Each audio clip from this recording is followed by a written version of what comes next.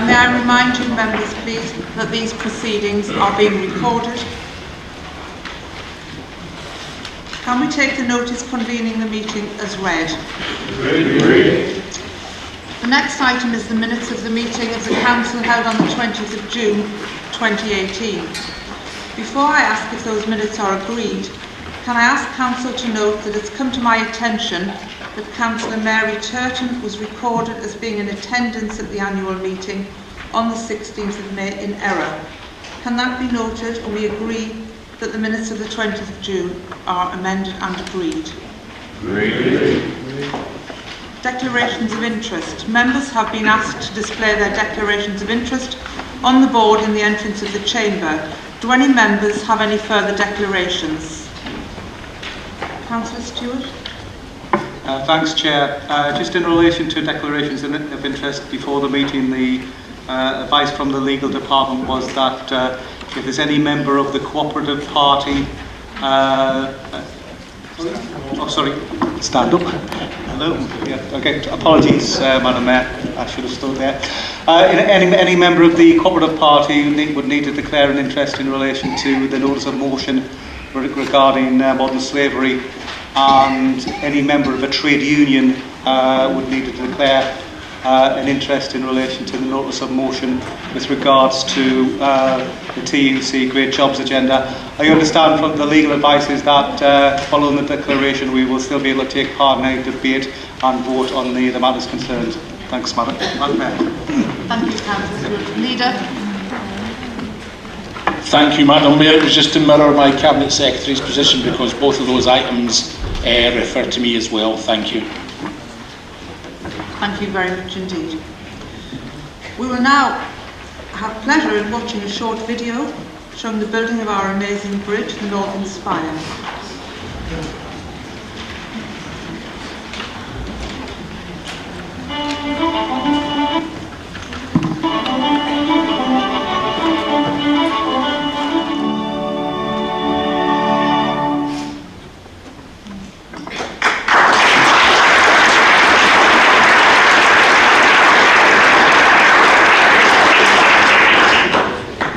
Would you like to say a few words? Thank you, Madam Mayor. It gives me great pleasure to say I am never tired, nor will I ever be tired of watching that particular video. To see what we built in just over 3 years, to show how aspirational Sunderland is and what it's capable of doing, to give a truly iconic structure into Sunderland that will lead into the heart of our city centre and out to Washington and Houghton and beyond. It's a remarkable achievement and we should all be very, very proud of it. I'm delighted that I've got a public gallery so full of passionate people from Sunderland to have seen that this evening, because it just shows that Sunderland people want the best. We deserve to get the best and we must work hard to enable that we get what we need for the 21st century. So I'm going to keep it very short, Madam Mayor, with that because we have a busy evening, but I would just like to say thank you to everybody involved in the 1 million+ hours of work that delivered that bridge for the City of Sunderland. It will help us move forward in the 21st century. And thank you very much, everybody, for coming along and seeing it this evening. Thank you, Madam Mayor. Thank you very much, Leader. I now have a number of announcements to make in respect of awards the Council has been successful with. Firstly, I understand Councillor Porthouse has 2 awards to present regarding the Roker Pier project. Thank you, Madam Mayor. Madam Mayor, I have the pleasure to present to you an award with regard to the Roker Pier project. It was recognised by the Royal Institute of British Architects North East, RIBA North East, and Constructing Excellent North East, which is CENE. The Roker Pier complex has protected the entrance to the River Wear for over a century, commencing work in 1885. The structure was the brainchild of a local man, Henry Hare Wake, then the chief engineer of the River Wear Commissioners. Henry designed and built the triumph of engineering over an 18-year period, with the opening ceremony taking place on the 23rd of September 1903. Now, nearly 115 years later, with memories of a successful tall ships still fresh in the city's minds, we are celebrating again. For the past 6 years, the Council's regeneration team has been overseeing the restoration of the Grade 2 listed complex, funded by the Council's capital programme and the Heritage Lottery Fund. The volunteer guided tours of the pier, tunnel and lighthouse launched in August to much acclaim and interest. Despite setbacks at the hands of the North Sea and unprecedented storm surges, I am pleased to announce that the project has been recognised for its quality of work, being shortlisted amongst the most prestigious building projects of the year by the RIBA and the CENE.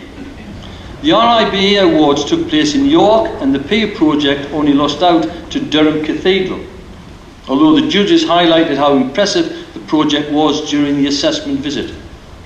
Happily, at the CENE Awards hosted in Newcastle, the pier project received a highly commended award in the Preservation and Regeneration category and a special award for Building of the Year, the first of its ever kind to be given out by CENE. With the judges highlighting that the project spanned more than one category and could have won any one of them. These awards are held in high regard within the construction industry, with just being shortlisted often seen as a success.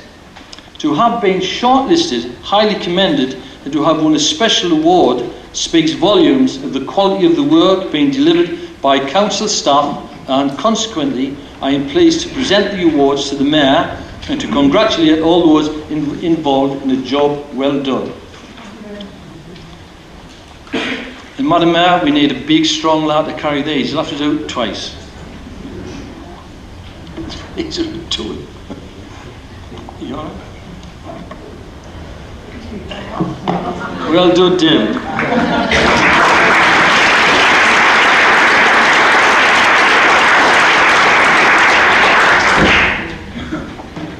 Thank you, Councillor Porthouse. Councillor Kelly, I'm told you have something to present to us as well.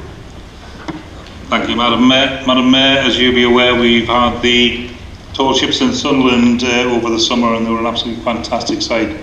So on Wednesday the 11th until the 14th of July, Sunderland played the host port of the tall ships to start the main race. Majestic vessels congregated on the River Wear and the port of Sunderland as they prepared to embark on a spectacular race covering over 300 nautical miles to Esbjerg in Denmark. A cruise in the company to Norway, calling in the coastal city of Stavanger, before finishing the final leg of the race in the beautiful city of Harlingen in the Netherlands. On Friday the 13th, Mr. Worston from the Sail Training International-based consortium hosted a briefing session in the council chamber at the Civic Centre, where he met with the captains and crews from each of the tall ships in the city before they set sail on Saturday the 14th of August.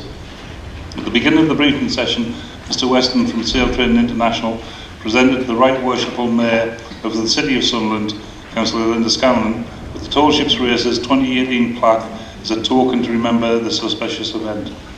Madam Mayor, this plaque will be held in your parlour for future generations, and I do know, having spoken to Mr. Weston, how impressed he was with the friendliness of the city, and particularly that of the volunteers and the staff that arranged the full tall ships. Thank you, Madam Mayor.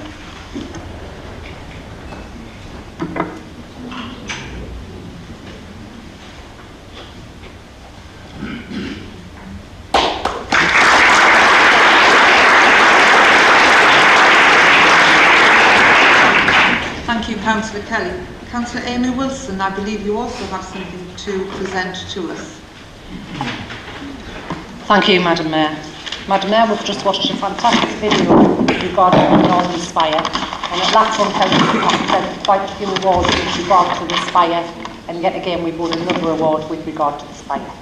The Northern Spire team beat off strong competition from across the North of England to win Best Public Sector Campaign for the new Northern Spire Bridge, Public Relations and Communications Association, prestigious Northern Dare Awards recognise the best PR and communications work from across the UK. The Manchester Awards covered projects and organisations from across the whole of the north of England, and the judges commented that the campaign work demonstrated excellent planning, strong focus and clear objectives with a view to deliver great results. With that, I present the award to yourself, Madam Mayor.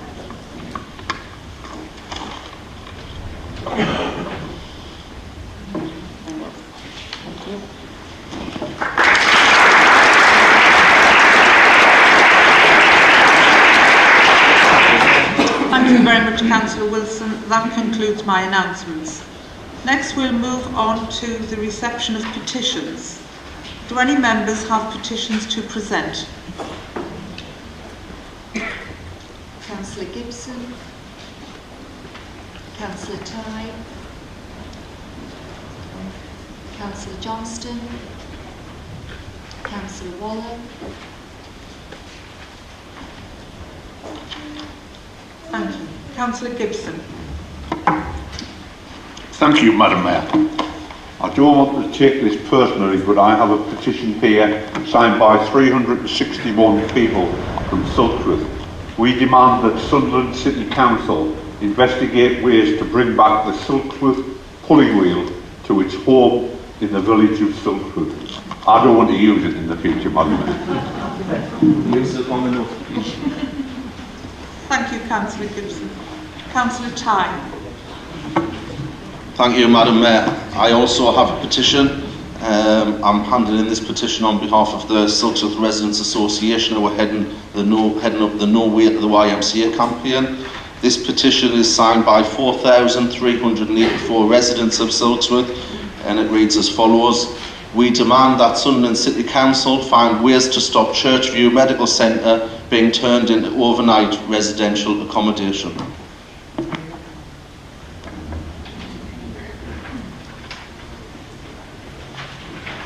Thank you, Councillor Ty. Councillor Johnston. Thank you, Madam Mayor. I would like to present this petition with 14,158 total signatures on behalf of residents from Horton, Hetton, Shiny Row, Washington, Sunderland and the surrounding areas who wish to oppose the proposals from Sunderland CCG to downgrade urgent care services at Horton, Washington and Bunny Hill Primary Care Centres, as outlined in their recent urgent care consultation. Through conversations with local Labour councillors and the dedication of volunteers from Keep Iron Chest Public Sunderland branch, we have spoken with residents at locations across the city over the last 12 weeks. These 14,158 people have made their views very clear that they wish to retain their healthcare services within their local area for the benefit of everyone in our communities. The 14,158 people have asked ourselves as councillors and Keep Iron Chest Public Sunderland branch, our dedicated partners throughout this campaign, to ensure that the CCG, who I have to say are solely responsible for any decision that is made on these proposals, are fully aware of the opinion and strength of feeling of the residents of Sunderland and the patients that access urgent care services. Throughout the consultation process, the CCG have only spoken to 2,507 people, or 1.1% of the population. Therefore, on behalf of the 14,158 residents who have signed this petition, we would ask that this council ensures that the real voice of the people of Sunderland is heard through these signatures and it is shared with the CCG accordingly. Thank you, Madam Mayor.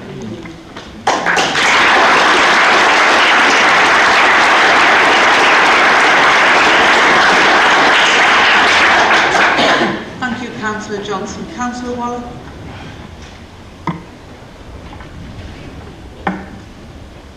Thank you, Madam Mayor. I would like to hand in a petition of the resident of the Sandhill ward. There's 250 signatures here. It says, we the undersigned call on Sunderland City Council to review and revise the traffic arrangements and roundabout at Springwell Road to improve safety following a recent spate of accidents in this area. Thank you, Madam Mayor.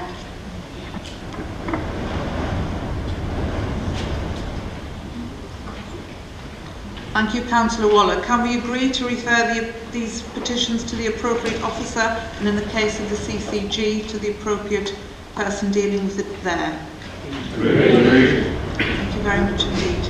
I know we have a lot of people in the gallery and now the petitions have been handed into the council.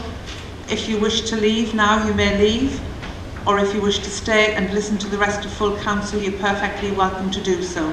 But we'll give you a couple of minutes for those of you who wish to leave, and thank you very much indeed for coming here this evening.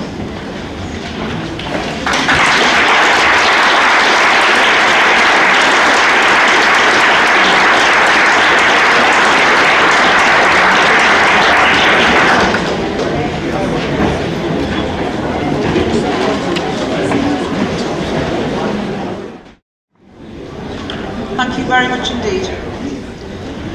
Next item on the agenda, apologies for absence. Do we have any apologies?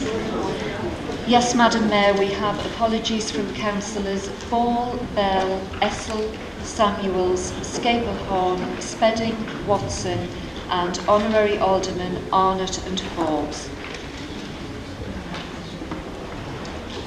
Are there any further apologies?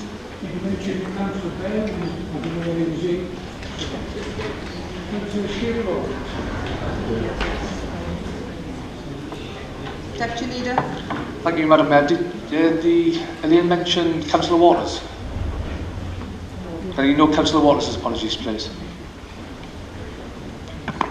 Thank you very much indeed. Right, next we go on to questions from members of the public. I'll now read out the questions that we have received.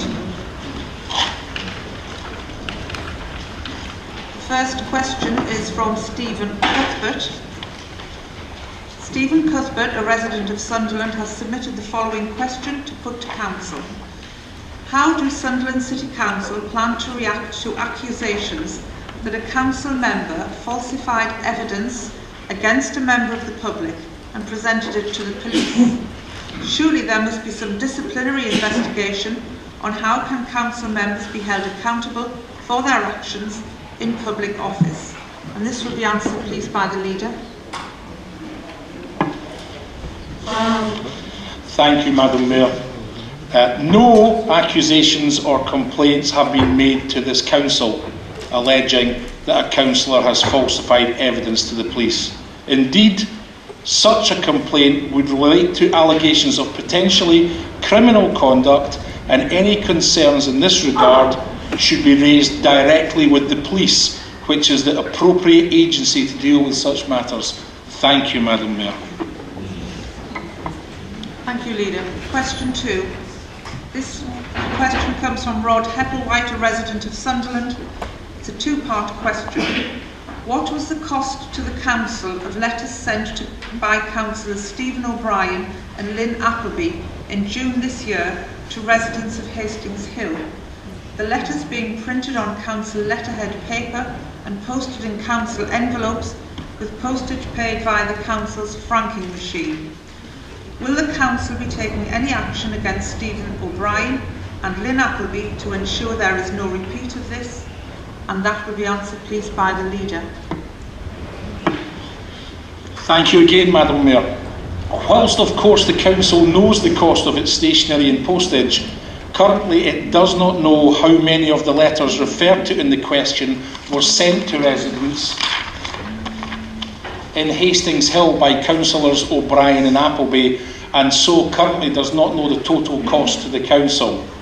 In respect of any member of the Council, if a complaint is made against them, there are procedures approved by the Standards Committee for dealing with such matters. If there is a finding that there has been any breach of the member's code of conduct, which may lead to the imposition of a sanction, ordinarily this information would be made available to the public, but it would not be appropriate to comment further at this time until this process is resolved. Thank you, Madam Mayor. Thank you, Leader. Question 3 is from Nathan Davison. Could the Council please advise as to how many refuse wagons Sunderland City Council own and how often they are renewed? This will be answered by Councillor Amy Wilson. Thank you, Madam Mayor. Madam Mayor, I can advise Mr Davison that the Council owns a fleet of 40 refuge collection wagons which are deployed in the delivery of residual waste, recycling and garden waste across the city. Refuge wagons are currently replaced on a 7-year planned maintenance programme. I'd just like to add, Madam Mayor, that we've just taken delivery of several new vehicles to replace some of the existing fleet, which school children will be naming very shortly. These vehicles are split vehicles with 2 separate compartments, one for the recycling of newspapers and pamphlets, and the other a mixed compartment for cardboard, metal tins, glass bottles and plastic containers. I'd just like to remind Councillor Hodgson, please don't confirm that the black caddies are now obsolete, because they are not obsolete. They are used for recycling, and as I've just said, you put your papers and your pamphlets in the black recycling caddy. That is not obsolete. And I'd also, Councillor O'Brien's left the chamber. I'd also like to remind Councillor O'Brien, who is fighting to have weekly recycling brought back into, but really that's just for the headline, because Councillor O'Brien failed to attend the interesting visit we had to the Energy from Waste plant last week. Thank you, Madam Mayor. No, I'm working today.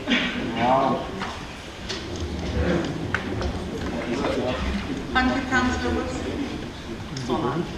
Question 4. Richard Brownlee and Helen Isaacs. There is too much waste in Sunderland, but pleading austerity as the reason for not being able to collect it does not make it go away.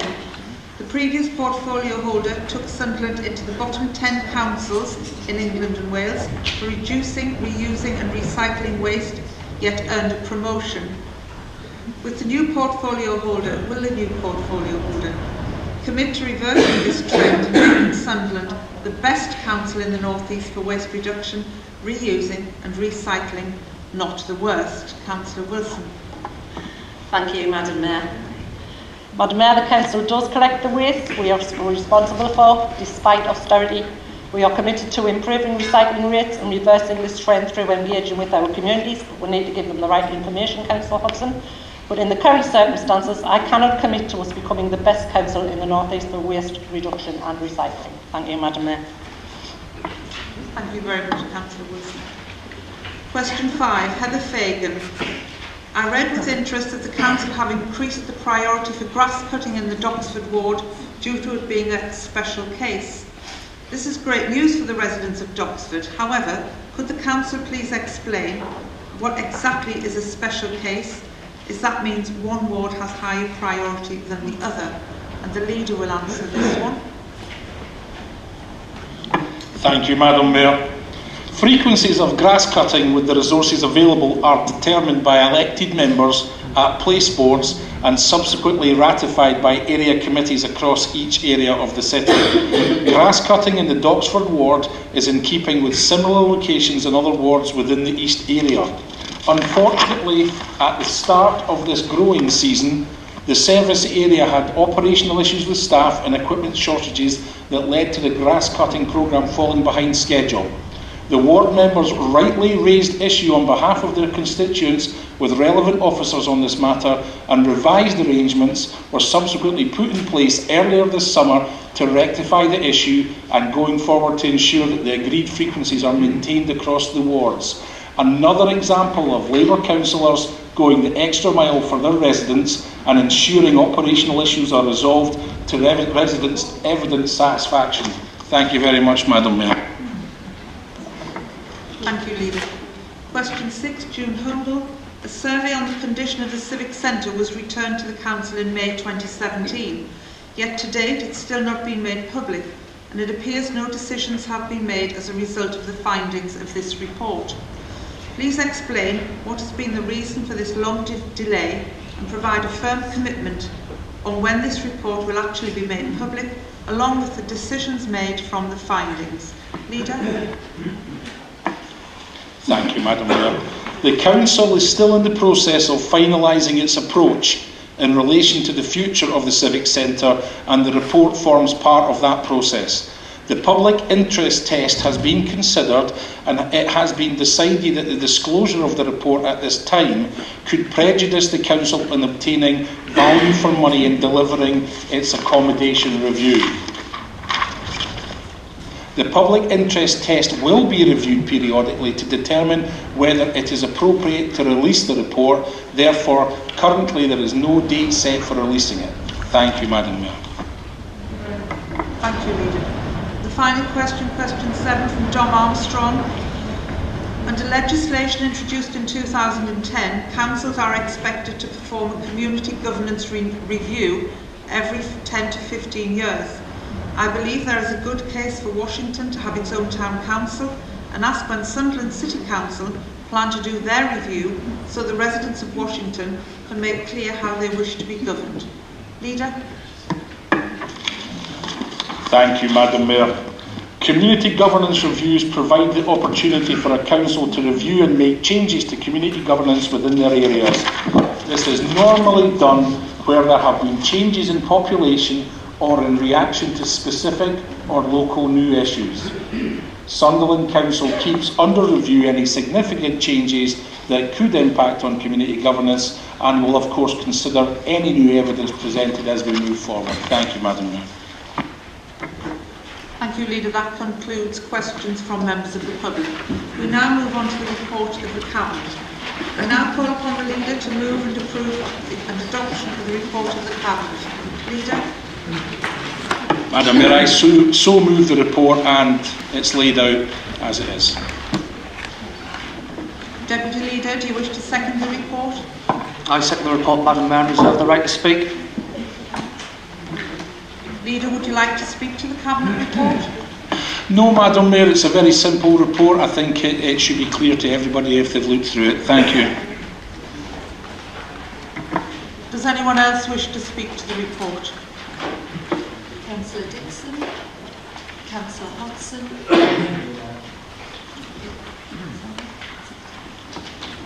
Councillor Dixon. Thank you, Madam Mayor. You've got a busy night ahead, so I'll make this brief as possible. I'm on the scrutiny committee that gave this the thumbs up, so I'm hardly going to come here tonight and vote against it. I would like to commend the report on page 62 to 63 by the Associate Policy Lead for Community Safety. I think that more or less sums up everything we're probably all thinking. And I think the rub of this one is I would support measures that help to create conditions for economic growth as long as they do not have a negative impact on the safety and health and well-being of those living in and visiting Sunderland. And really, we're just going to have to wait and see. We all know about the alcohol situation in the city. It's clearly laid down there. We know about the garages, the off-licence, the pubs in our own wards. So it's a question of hoping that it works.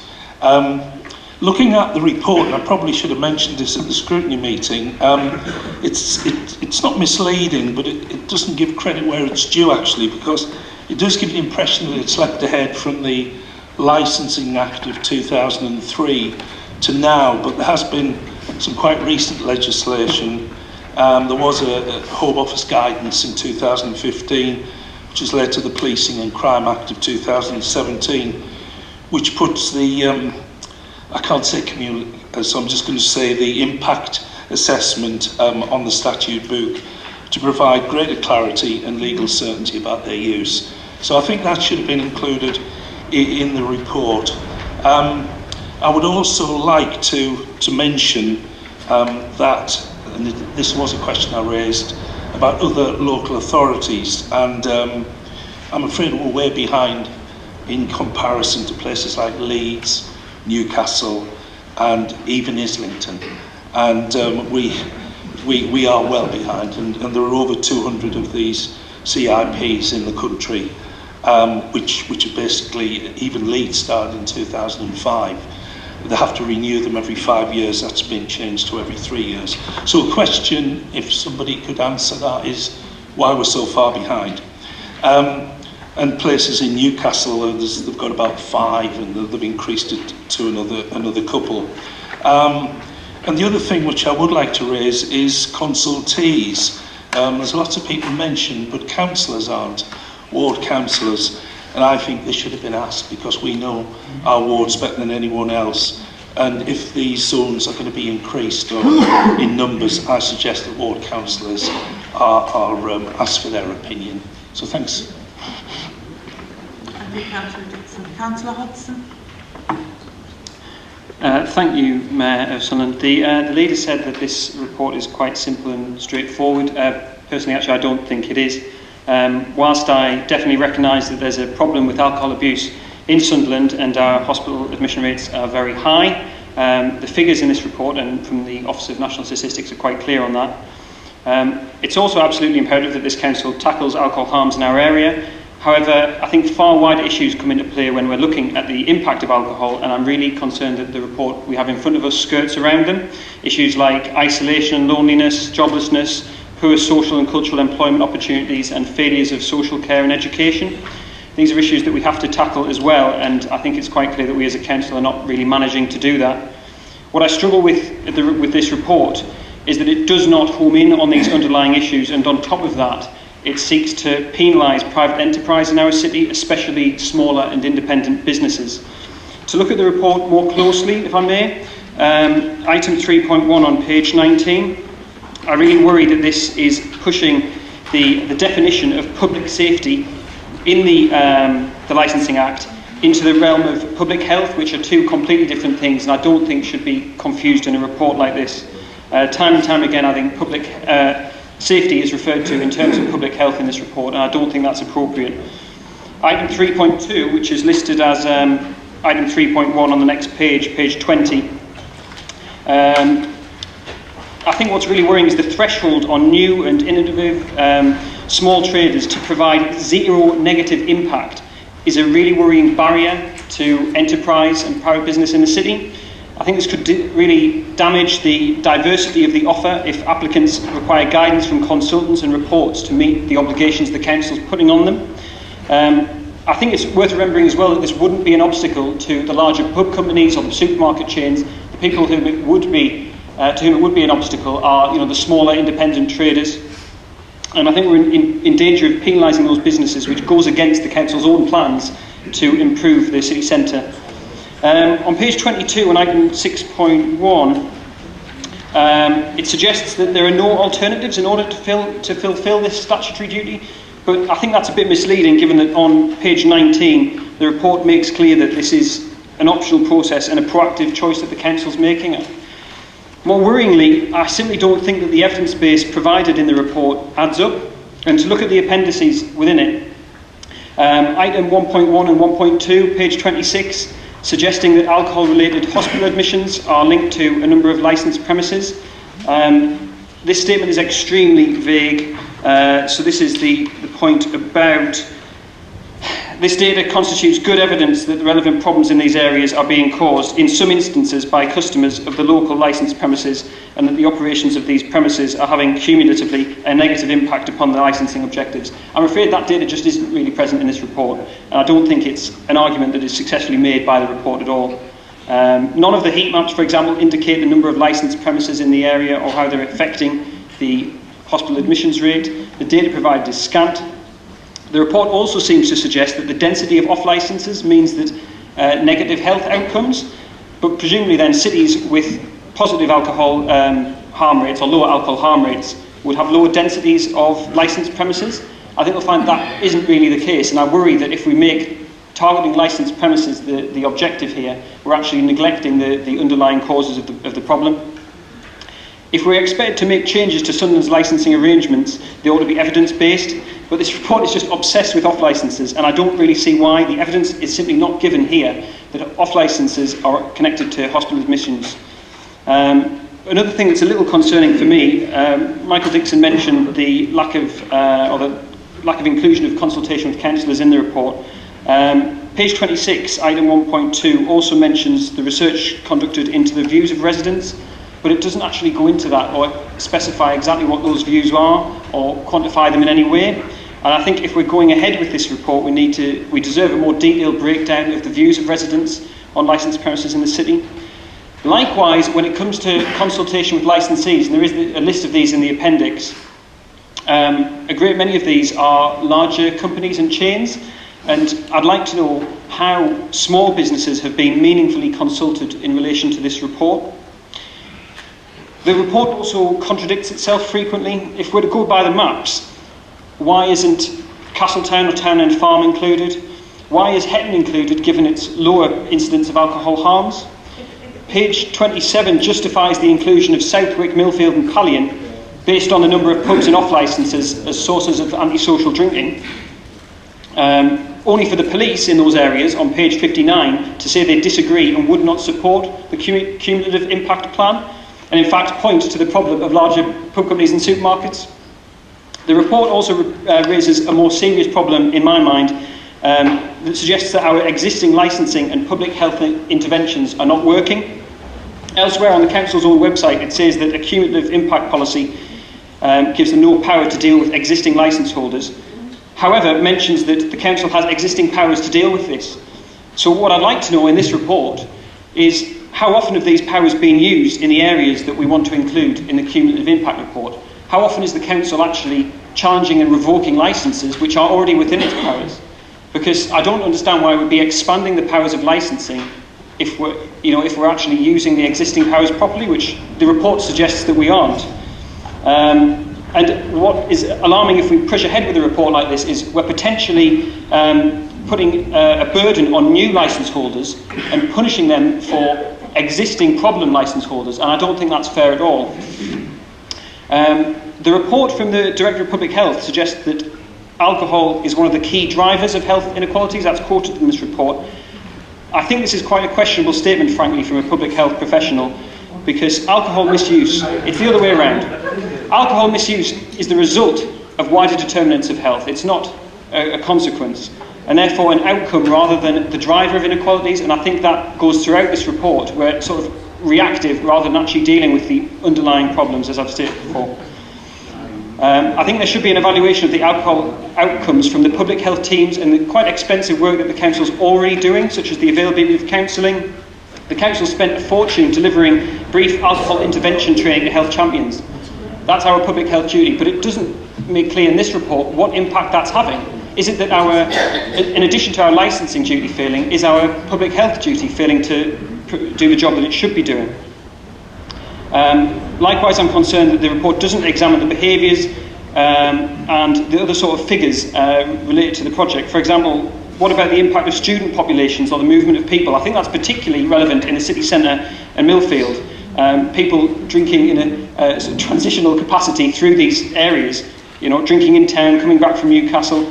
But there's no mention of the student population. There's no mention of the football crowds and population. There's no mention of preloading. There's no mention of mixing drug use with alcohol. All these have massive impact on the alcohol harm side of things and just don't come into this report. It seems to me, looking at this report, and I'm sorry to have gone on length, but I do think this is quite an important subject for the council. But looking at it, it seems to me that the council feels its licensing and public health functions are failing to do their job, and its solution, rather than putting its own house in order in those departments, is a power grab based on a poorly evidenced report, one which would be extremely onerous on small businesses and which does nothing to engage with the underlying societal issues at the root of the problem. And for that reason, I really don't support the cumulative impact assessment for these reasons. What I would like to see is the council's existing powers used effectively to impose restrictions and potentially revoke licences from establishments that have proven to be problematic and have persistent issues affecting the community.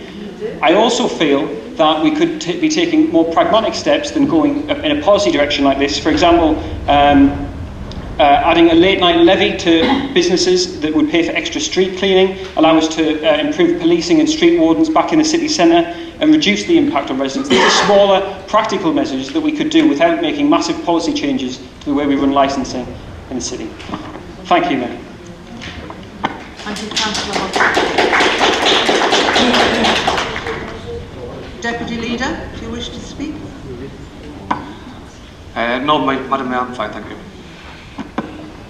Leader, do you wish to exercise your right of reply? Yes, Madam Mayor. I have to fundamentally disagree with pretty much the whole emphasis of Councillor Hodgson's comments on alcohol-related health outcomes in this city, because our outcomes are very poor. This is the council quite rightly looking at a different model, because what we've done before has got us poor health outcomes, and the key thing here is we're talking about the health of our residents, especially our young people, and they take those health issues forward into adult life and they become chronic conditions, and the system gets under a great deal of pressure, which is exactly where we are now. Apparently, Councillor Hodgson was on the Health Scrutiny Reference Group. I don't believe this level of argument and debate was brought forward by yourself at that time, Councillor Hodgson. I am disappointed that you'd think that this is the place to do it when you've had the chance to do this earlier. The whole point of putting small traders selling alcohol to under 18s is a risk, and we have far too many of them doing that. That is not an acceptable outcome against the health of anybody, least of all under 18s. We've got an alcohol members reference group for you to go to, Councillor Hodson, if you wish to. I would speak to Councillor Checker and Councillor Walker about it. They'll quite happily invite you along to that, and maybe you can... He's on it, sorry, my apologies. You are on it. Maybe you should engage more and listen, Councillor Hodson. I find it very difficult to say much more than that based on this is just point scoring, and it's point scoring over the health of our residents, which I just find quite unacceptable, folks. Councillor Dixon, the comment about councillor engagement, I actually take on board. I thought scrutiny did that properly, but if you think that there needs to be more of that, that's what we'll look at for the next one. I take on board that point. I thought councillors had been fully engaged in that, and we'll look at that point separately. But Councillor Hodson, you should be ashamed of yourself.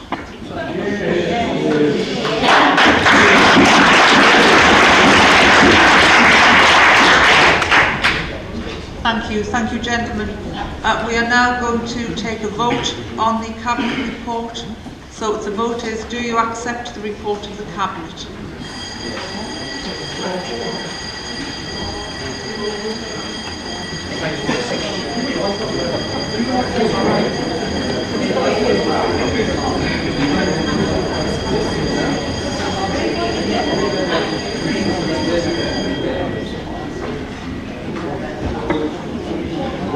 Madam Mayor.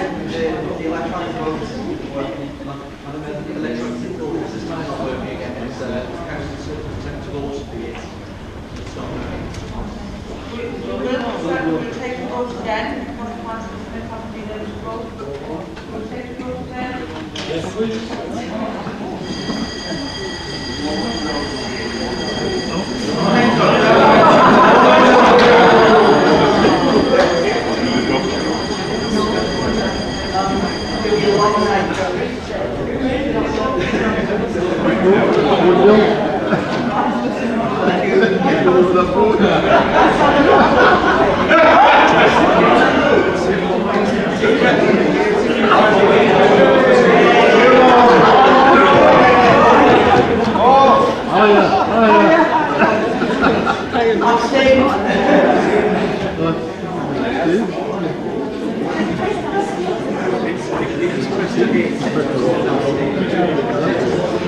Can I ask Control, are you happy that this is working correctly? Yes? So we don't need to reset? Do we need to reset the vote? I don't think the people are quite happy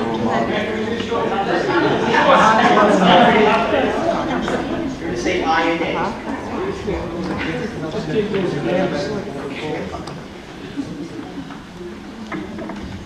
We'll have one more go, and then we'll have a show of hands. Right, so we are voting. Do you accept the report of the Cabinet? Last time.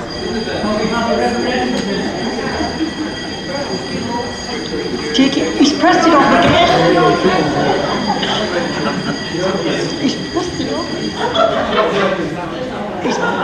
He's pressed it off again.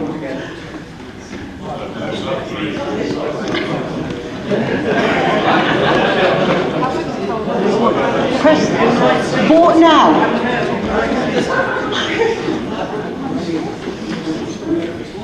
Not vote. We are just finding out how many councillors we have in the chamber, and then we will do a show of hands. What a night this is going to be.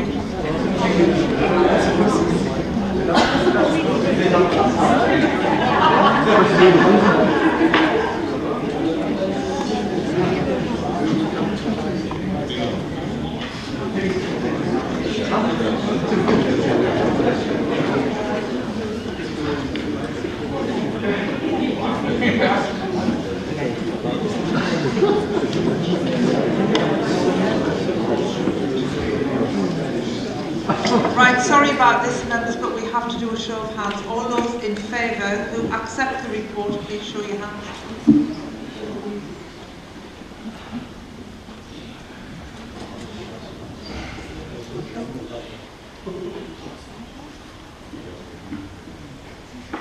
Everyone's minus 6.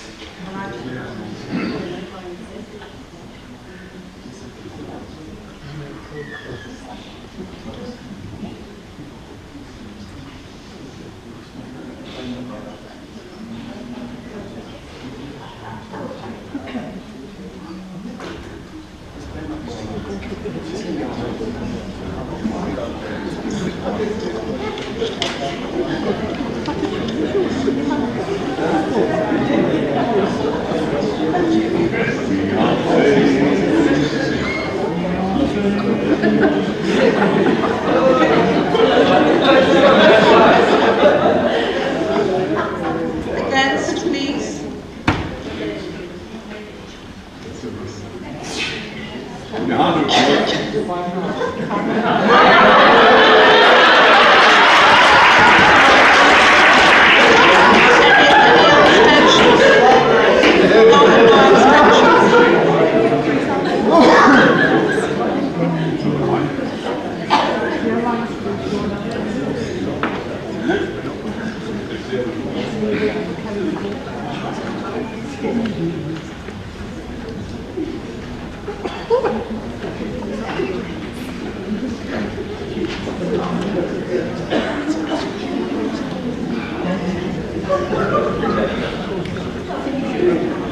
So, Madam Mayor, there are 59 votes in favour and 6 votes against, and therefore the motion's carried. Thank you very much indeed. We now move on to the report of the Audit and Governance Committee. I call upon the Cabinet Secretary to move and approve the adoption of the report of the Audit and Governance Committee. Thank you, Madam Mayor. Pleasure in moving the report. Thank you. Councillor O'Neill, do you second that report? Thank you, Madam Mayor. I second that report. Cabinet Secretary, if you would like to speak to the report. Thanks, Madam Mayor, but I think it's fully set out. Thank you. I think Niall has something to say about it. Does any other member wish to speak?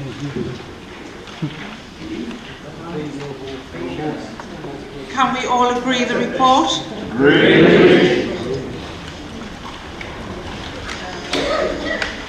We now move on to the questions by members of the Council.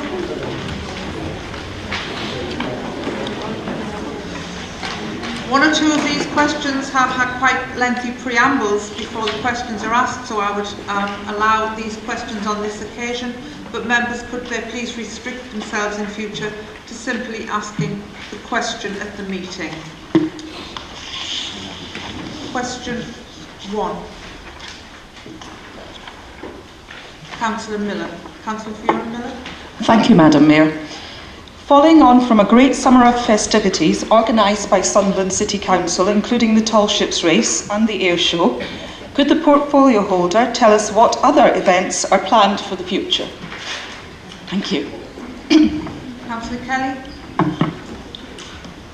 Thank you very much, Madam Mayor. Can I thank Councillor Miller for the early notification of the question. Building on the success of events in 2018, we continue to strive to position Sunderland as an event city. This year we've seen an increase in events organisations wanting to deliver, with 3 music festivals being held over the summer over at Herrington Country Park. These events within the city complement those events that the council deliver themselves. Working with partners, the events offer continues to grow and introduce new attractions to the city. Work is ongoing, with further development for the 2019 events calendar, and these will be presented to members in due course. Madam Mayor, I do have to take an opportunity to thank all of the staff that have been involved and all of the volunteers that have been involved both with the air show and with the tall ships, who have made this a fantastic year for Sunderland. And I have to thank colleagues, particularly from the Labour side, who have given me huge amounts of support as we've developed this events process through. We've got plenty to come. We've still got the illuminations this year, and there will be some fantastic events being notified in the early part of next year, and I'm sure, Madam Mayor, people of Sunderland will buy into them as they have this year. Thank you very much, Madam Mayor. Thank you very much indeed, Councillor Kelly. Question 2, Councillor Francis.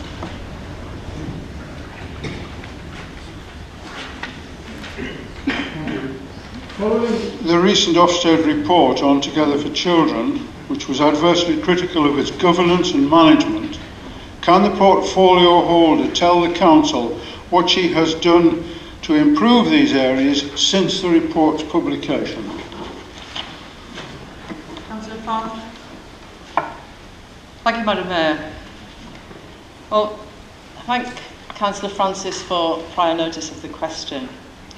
Firstly, I must stress that I was very disappointed with the Ofsted judgment, since the soundings I had taken and the advice I had been given of those independent of Together for Children was that the service being delivered was much improved since 2015 and would be possibly judged as requiring improvement.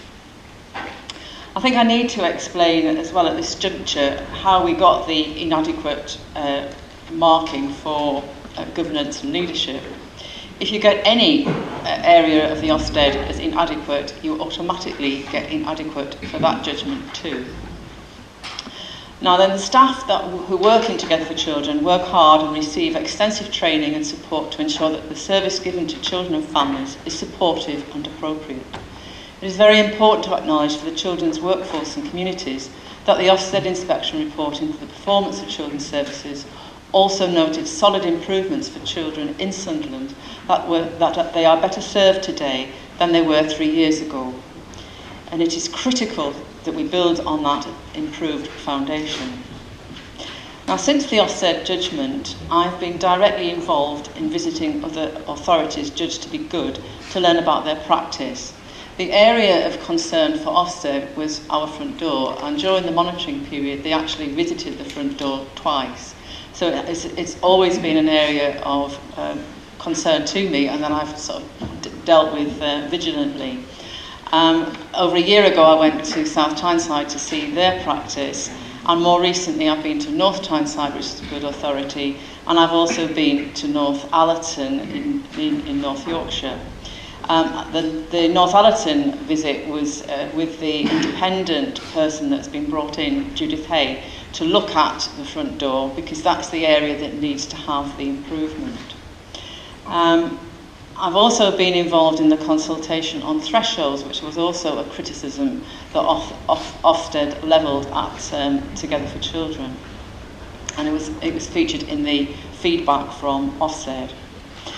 Now, as you will know from your scrutiny role, demand in Sunderland is extremely high, so I've been involved through the Safeguarding Board in working with other agencies looking at how this can be managed in a preventative and supportive manner. Sunderland's early health service is relatively immature, but it's not just down to TFC, it's other partners including police and health that need to play their part along with schools. And as the politician on the Children's Safeguarding Board and Children's Strategic Partnership, I found it was down to me to sort of ask the awkward questions of partners in order to hold them to account.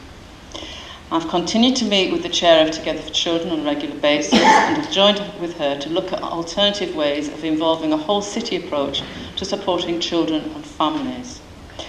I will in the near future be meeting with the whole board of TSC to strengthen our communications and governance arrangements. Thank you.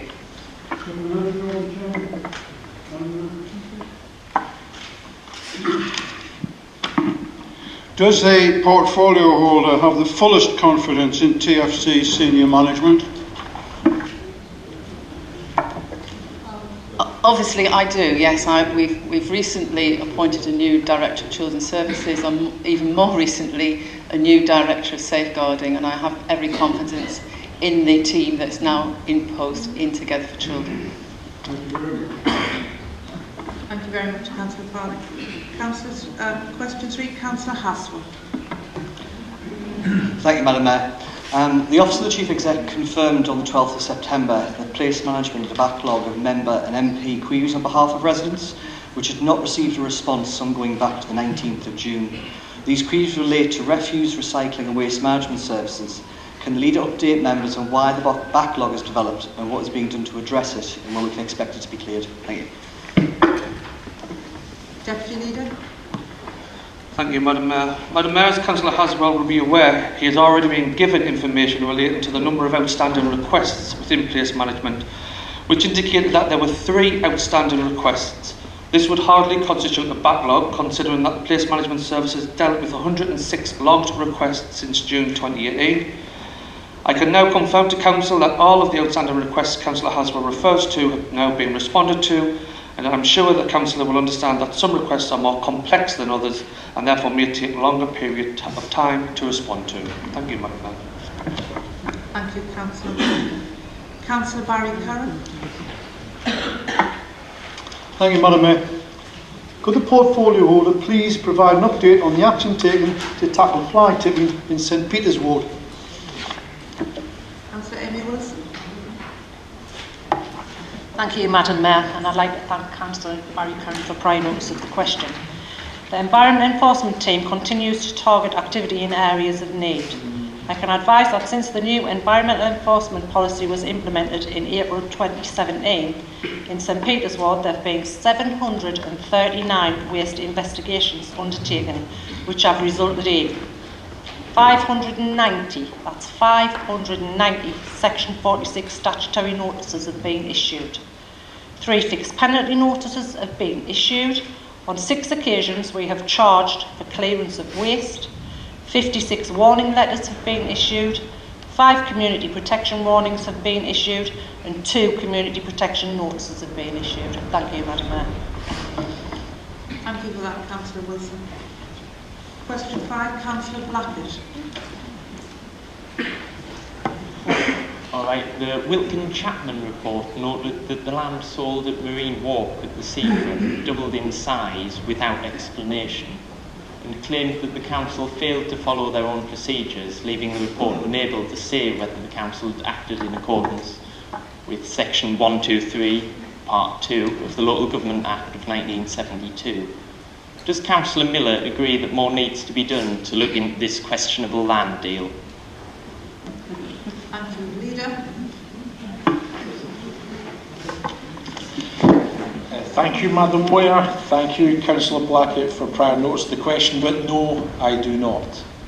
The Wilkin Chapman report was a thorough and detailed independent investigation carried out by an experienced law firm into a number of acquisitions and disposals of land on behalf of the council. Although the report did highlight minor procedural issues, it also clearly stated that the agreed price reflected the final site area, and a retrospective independent valuation confirmed that the price reflected best consideration for the land sold. Based on the report's findings, I can advise that an action plan has been developed and implemented to address all of the procedural issues raised in the report, and I therefore cannot see what else can be done. Thank you, Madam Mayor. Thank you, Leader. Councillor 6, Councillor Wood, A. Wood. Thank you, Mayor. During the recent Children's Services Scrutiny Committee meeting, the new CEO of Together for Children stated that she'd been unable to find any applications for EU funding to support the agency in delivering services. Can the Leader reassure the Council that all possible external funding sources were approached prior to the recent bailout? And can he confirm whether Sunderland's Children's Services applied or has ever applied to EU funding programmes? Thank you, Councillor Wood. Councillor Farmer.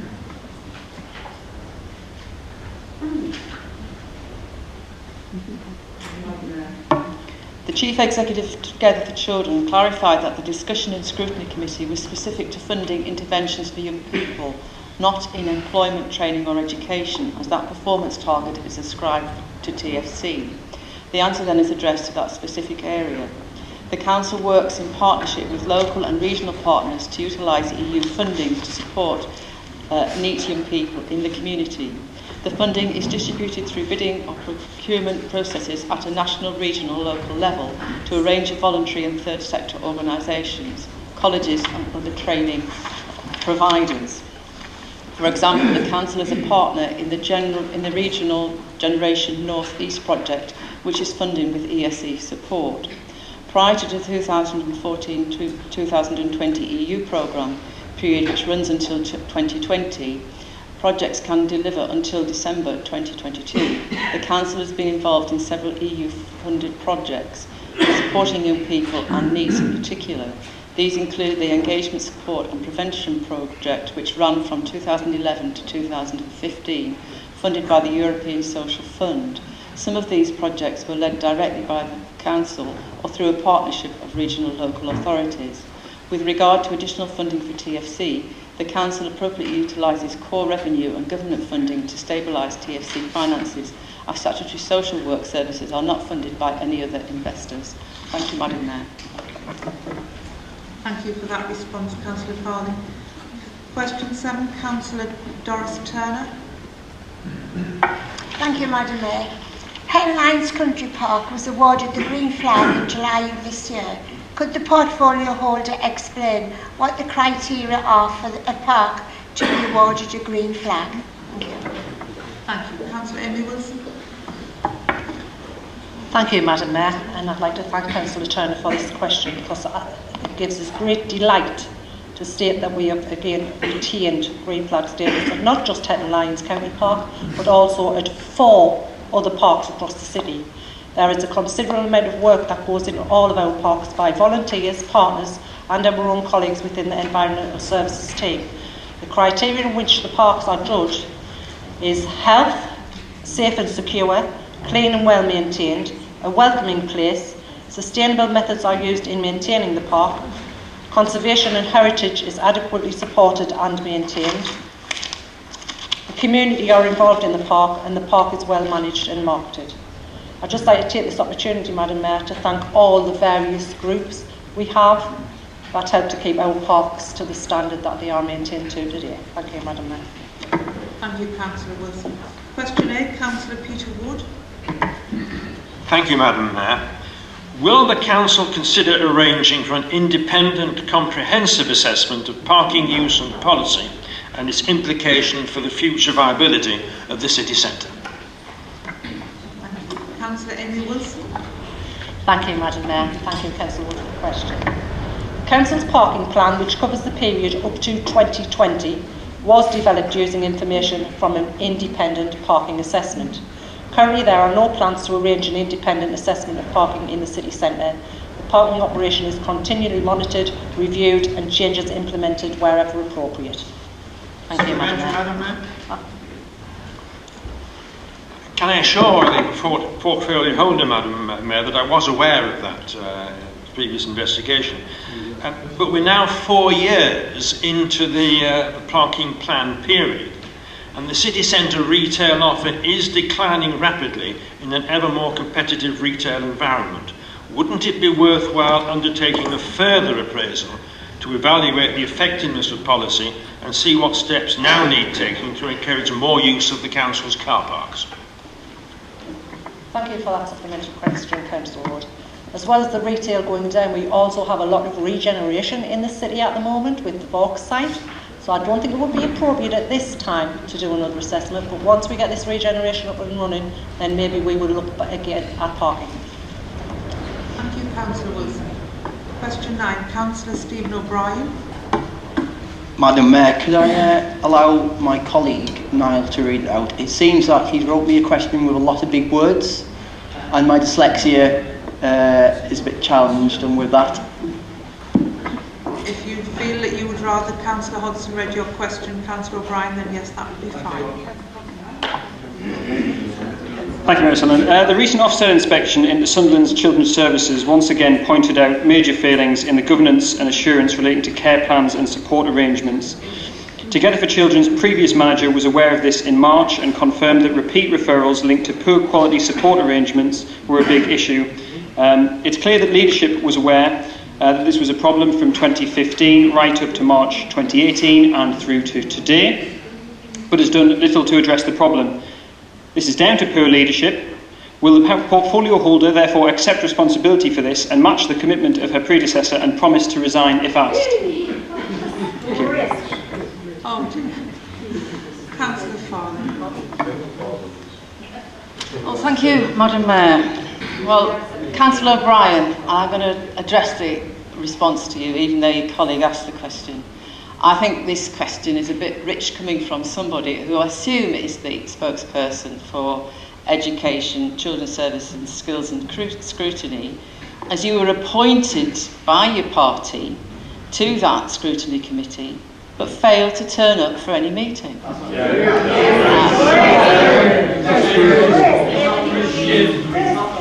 I was there last week.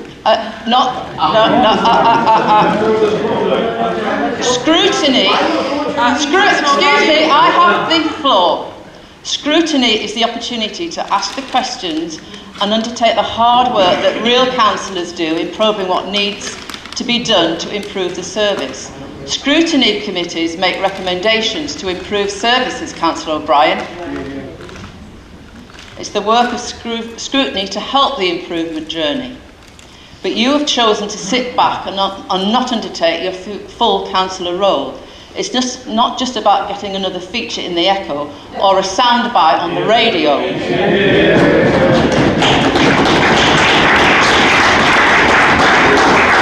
Council will be interested to hear that since his resignation, Councillor O'Brien has turned up to the Children Education and Skills Scrutiny meetings, introducing himself as a member of the public.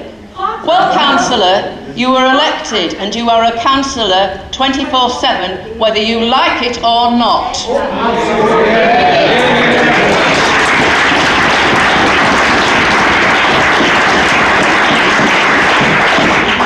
I feel that your question is just to get another cheap headline. Well, perhaps the public would like to know about your misuse of public funds along with your ward colleague, Councillor Appleby, using the council mail system to get delivery of political material paid from the public purse. As a political advisor to your party, you must have known that was wrong. Councillor O'Brien, as you were at the scrutiny last week, you will have heard about the Ofsted report and you will have heard about the improvements noted by Ofsted since 2015. As I said to Councillor Francis, I am disappointed that the judgment was again inadequate, but there has been a strong movement in the right direction, of which I am rightly proud, and I am also proud of the staff that work for us. So no, Councillor O'Brien, I do not intend to resign, nor will I shirk my responsibilities.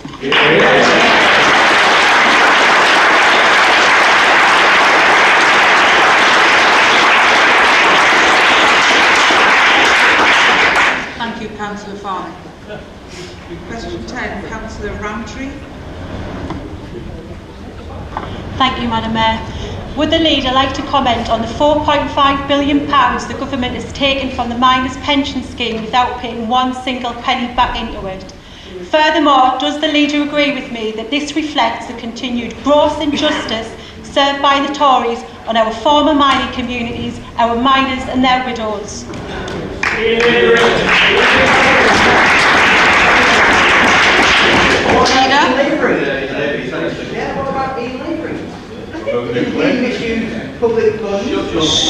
Councillor O'Brien. Leader, would you like to answer that question? As long as Councillor O'Brien's finished, Madam Mayor, having his little spat, I'll get on with answering Councillor Roundtree's question, which I thank her for giving me prior notice of. I'm going to give a bit of background to this because it's important that people understand where this comes from. When British Coal was privatised in 1994, an arrangement was reached between the government and the trustees of the two British Coal pension schemes, the Mine Workers Pension Scheme and the British Coal Staff Superannuation Scheme. Part of the agreement involved the government guaranteeing that pensions earned pre-privatisation would not fall in cash terms. In return for the government taking the risk associated with the guarantee, the agreement involved a sharing of any upside reward arising from the scheme being in surplus, the surplus being shared 50-50 between the government and the funds. All pension schemes undergo a periodic review by actuaries to value the assets, investments, cash, etc. and liabilities, including future commitments to make pension payments to pensions and their dependents. In the case of the two pension schemes for miners, the scheme has been in surplus, meaning that the government has received significant funds from the arrangement. Just terrible. At the time of the arrangement, the balance of risk and reward was seen to be beneficial, and this view continued in 2003 when the potential impact of falling stock markets led the government to conclude that the arrangement should remain in place to give comfort to the pensions about future payments. The recent press and political interest in the arrangement seems to relate to the fact that the schemes have performed better than expected, meaning that the government has never had to step in to support ongoing payments to pensioners. As with any risk-reward arrangement, hindsight unfortunately can make a deal look overly favourable or unfavourable depending on how reality actually plays out. The government have profited from the performance of the funds, and saying that the fund, had it underperformed and been in deficit, the pensions would have been protected is correct, but it's terrible. Unfortunately, legally, yes, the government has a right to take their 50% share, their £4.5 billion, from minors who are pensioners and their widows and their families. They're taking free money from the pension funds of hard-working mining communities who opposed them for decades. Margaret Thatcher would be laughing in her grave. It's that appalling a scenario. Surely the government should return their unearned share of surpluses generated to ensure the maximum return to pensioners who worked tirelessly in a terribly hard environment, doing a dangerous and injurious job to supply the country's energy needs over decades. As gross injustices go, I can think of few that are worse, and I agree totally with Claire's comments, Councillor Roundtree's comments on this question to me. It's a terrible injustice to miners who deserve better, and the government should do the right thing and give their money back.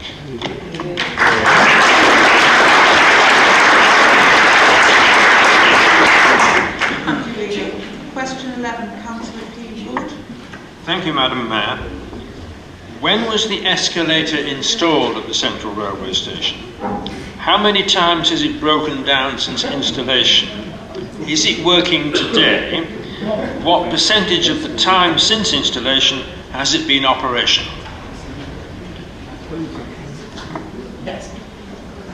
Councillor Gordon. Thank you, Madam Mayor, and I'm pleased to see Councillor Woods took your advice, preempted your advice of dropping the preamble and getting straight to the point of the question. So it's welcome. I can advise that the Council does not have any responsibility for the day-to-day operations of the Sunderland Railway Station. The station is owned by Network Rail and currently operated by Northern Rail. The Council did not install the escalator, nor does it maintain it. So therefore we will submit the questions raised by Councillor Wood to Northern Rail and ask them to respond directly to the Council. Thank you, Madam Mayor. Thank you. Question 12, Councillor Hodgson. Thank you, Mayor Sunderland. Other authorities in the North East have in recent years made impressive improvements to their central libraries. The library hubs in Newcastle, Durham and South Shields are fantastic, and I'm afraid throw into relief the sorry status of our own library at the moment. We were previously advised that following the transfer of the City Library into the museum, there would be plans to adapt and improve it. Can the Cabinet reassure the Council that it does have a vision for developing and improving Sunderland's central library offer? Thank you. Thank you. Councillor Kelly. Thank you, Madam Mayor. Madam Mayor, I can assure him that we do have a vision. Luckily, the Labour Party does have a vision in this city, because if it was left with the Liberal Democrats, we'd get nowhere. So we do actually have a vision. And what I would say is, it's acknowledged that some library services across the region have made significant changes and gone for big, powerful buildings, and that's absolutely fine. That's for that authority to deal with. The provision in Sunderland is one that has built around community libraries, and I will remind Councillor Hobson, because they keep forgetting about it, that in 2010 Sunderland had an above average number of libraries. 2010 the Liberal Democrats with Nick Clegg got into bed with the Conservatives and then started taking absolute fortune out of local authorities. As such, we've had to respond to those all the way down the line. Now, we were promised, Madam Mayor, 2015 would be the end of austerity, we'd all be happy and everybody would be back to normal. Obviously, the Lib Dems were sort of kicked out of the bed by the Tories, had a disastrous election result, and we had austerity continue on further. Madam Mayor, we strive to do as much as we physically can within the budgets we have, but Sunderland actually has some really huge success rates. Not every authority in the area has a school library provision service. Over 58,000 books are lent to children through the school library service across the city to support learning and reading for pleasure. Both Horton Library and Washington Town Centre Library offer a full range of professional library services. Whilst the City Library does continue to operate from two sites, Discussions are in an early stage in respect of options and improvement plans for the longer term equal development of Sunderland Museum Library Winter Gardens with an expected phased delivery between 2018 and 2024. Investment in digital offer is seeing growth in all areas and ensures access to services day and night. Whilst it's important to maintain interaction and improve the visitor experience, it is intended to continue to invest in digital services and to consider larger term developments, including a virtual library offer. Madam Mayor, I am extremely pleased with our staff, and it's been a difficult time as we moved out, but the reason we moved from Fawcett Street to the Museum and Winter Gardens was due to direct cuts from the Tory government, who had been supported in the early stages by the Liberal Democrats, so quite annoyed that he comes back giving me all this grief about things that they actually implemented. Thank you, Madam Mayor.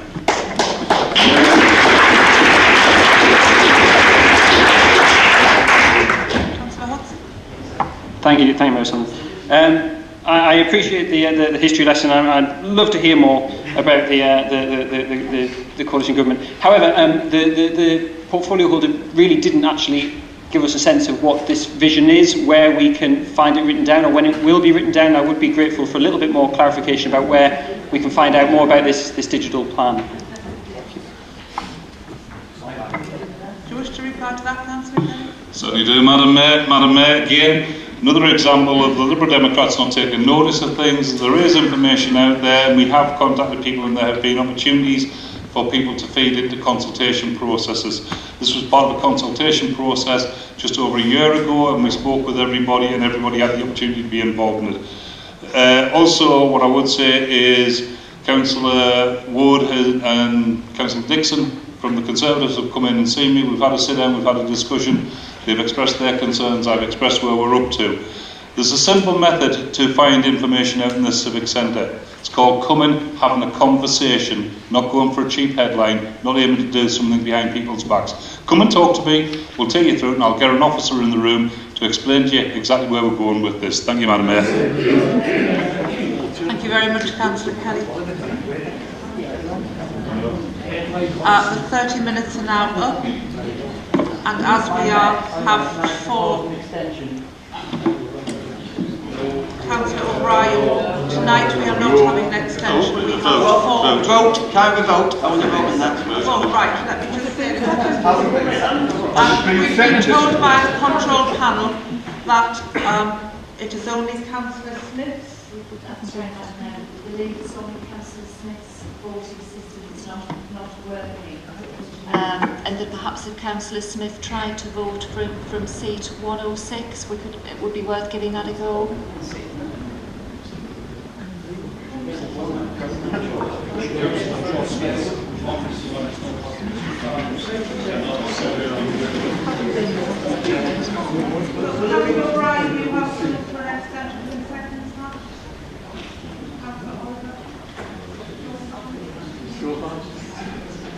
We are going to try to vote. Do you wish to vote? Do you wish to have an extension? No.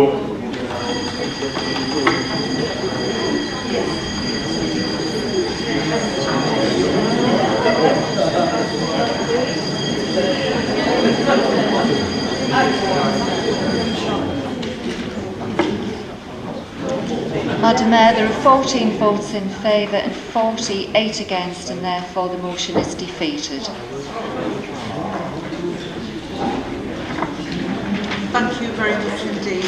We are now going to move on to the motion on notice. The first one, action against modern day slavery. I understand Cabinet Secretary will read and move the motion. Cabinet Secretary. Thank you, Madam Mayor. This Council notes that though slavery was abolished in the UK in 1833, there are more slaves today than ever before in human history. Traffickers and slave masters use whatever means they have at their disposal to coerce, deceive and force individuals into a life of abuse, servitude and inhuman treatment. This can include sexual and criminal exploitation.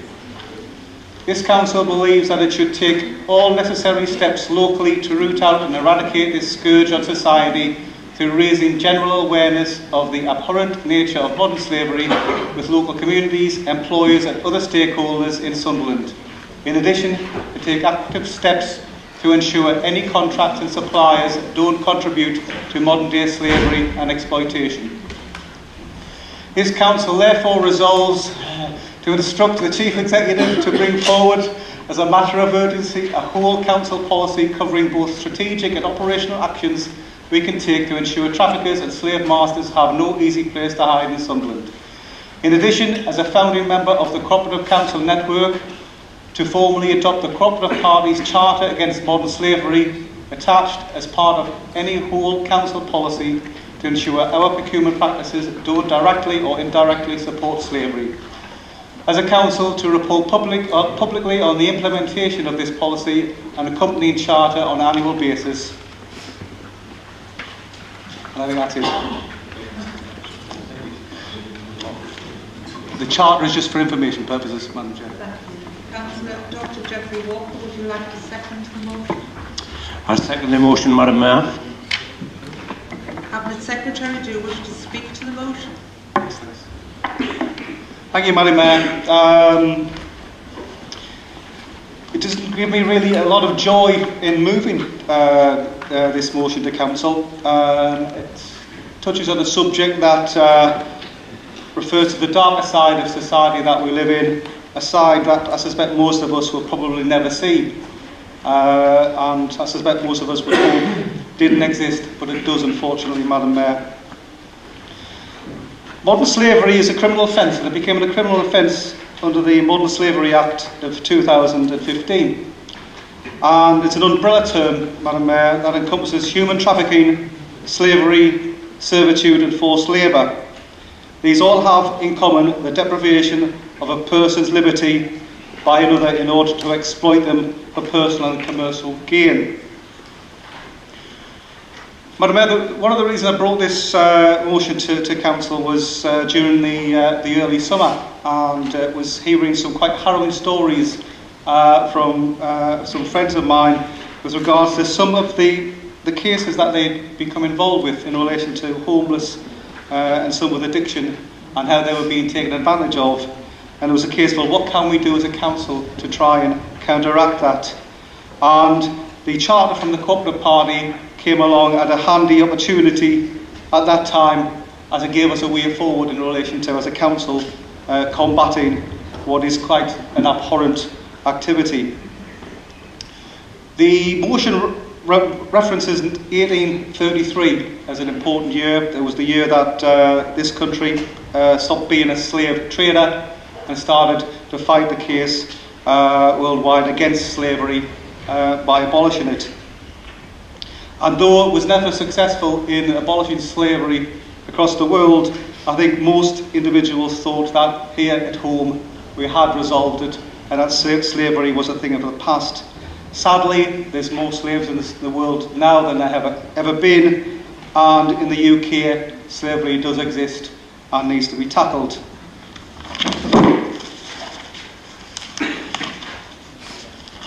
Madam Mayor, the Global Slavery Index in 2016 estimated that in the UK there's around 136,000 victims or potential victims of modern day slavery in the UK. As I mentioned, it's hidden and it's difficult as a society to pinpoint the individuals concerned. And it explains for some reason why potential victims coming forward tend to be around about 4,500 to 5,000 a year, because of the fact it's very difficult to identify the perpetrators. But some of the statistics we have, Madam Mayor, I have to admit the North East does not come out very well at all. The statistics from the Home Office for the past 3 years would suggest that the North East is either the second or third highest region in the country for victims or potential victims of modern day slavery. And the Salvation Army do contract work for the Home Office, and they produce monthly statistics, and in the last 6 months, again, the North East, excluding London, the North East is the worst area in the country for victims of modern slavery. So it is something that we need to tackle And it's something that we need to say that as far as Sunderland is concerned, we will leave no stone unturned. A troll of the media shows that it is across the North East. We're talking Gateshead, Newcastle, North Shields, Blyth, Darlington, Consett, and of course, indeed, Sunderland. We've had cases reported in the media of modern day slavery. We've had one reported in Sunderland, and Madam Mayor, that's one too many. One too many indeed. With regards to modern slavery, a breakdown of the victims in relation to adults, about 45% of those are involved in labour exploitation, and just short of 40% are involved in sexual exploitation, Madam Mayor. What is most disturbing is around about a third of victims are children, and the statistics there are, again, around 45% are exploited, labour exploited, and just short of 30% is involved with sexual exploitation in this country. And we might think that this is all about immigrants and trafficking of individuals from various parts of the world. But again, the statistics don't necessarily show that to be the case. Madam Mayor, the most latest figures from the Home Office would suggest, in relation to adults, those born in the UK are the third highest country of origin. So many, many, many of them are born in the UK. And in relation to the children concerned, those born in the UK are the highest group involved. So this is not about immigration, this is about an issue of adults and children in general being exploited across this country, something that we need to tackle. Madam Mayor, a lot of cases, particularly in the press, have dealt with individuals who have been homeless, who have been taken advantage of, those who have alcohol or drug addictions, indeed those with learning difficulties and mental health issues. And those are the individuals that these unscrupulous individuals and organisations have been targeting. So what can we do to help, Madam Mayor? Okay. The Anti-Slavery Commissioner reported in 2017 that even the FTSE 100, only 40% of the companies were actually following the legislation in relation to ensuring that they themselves put systems in place to tackle modern slavery, particularly with regards to procurement, and that was an area highlighted by the Commissioner. The charter that we're proposing to adopt will make it quite clear in relation to Sunderland that going forward, if a company does not follow the expectations of the Modern Slavery Act as it is currently, then quite frankly they shouldn't bother applying for any work in Sunderland, Madam Mayor. If they're not looking to their own suppliers and applying the same high standards as we intend to do, then again there's no point in tendering for us because it won't be welcome. And finally, again with the Charter and adopting that, it makes it quite clear that we would expect companies to have a compliant whistleblowing policy. And again, if that's not in place, then don't bother tendering. But as a council, I think that we hope to go further than that, and the resolution is proposing that. Madam Mayor, already the Safeguarding Board has trained over 150 multi-agency staff in relation to how to identify modern slavery on the front line, but also how to report that to the relevant authorities. And that training will continue, and more staff will have the tools necessary to identify this modern slavery with regards to the individuals that they come in contact with. We're also intending to review our own whistleblowing policy to ensure that we apply the same high standards that we expect from everybody else. And finally, we're intending, and the expectation will be, is that a member of the Cabinet, myself as Cabinet Secretary, and all will champion this cause from a political point of view, but also a senior member of the officer group will also take this on board as well, Madam Mayor. I'd like to conclude by saying modern slavery represents the dark side of society. in which we live and is often unseen and operating in the shadows. It preys on the most vulnerable of adults and children who fall victim to exploitation, with numbers appearing to increase year on year. The exploitation of vulnerable people is unacceptable, and we will play our part in trying to protect people from a life of abuse, exploitation and inhuman treatment. Madam Mayor, I urge everybody to support the resolution. Thank you.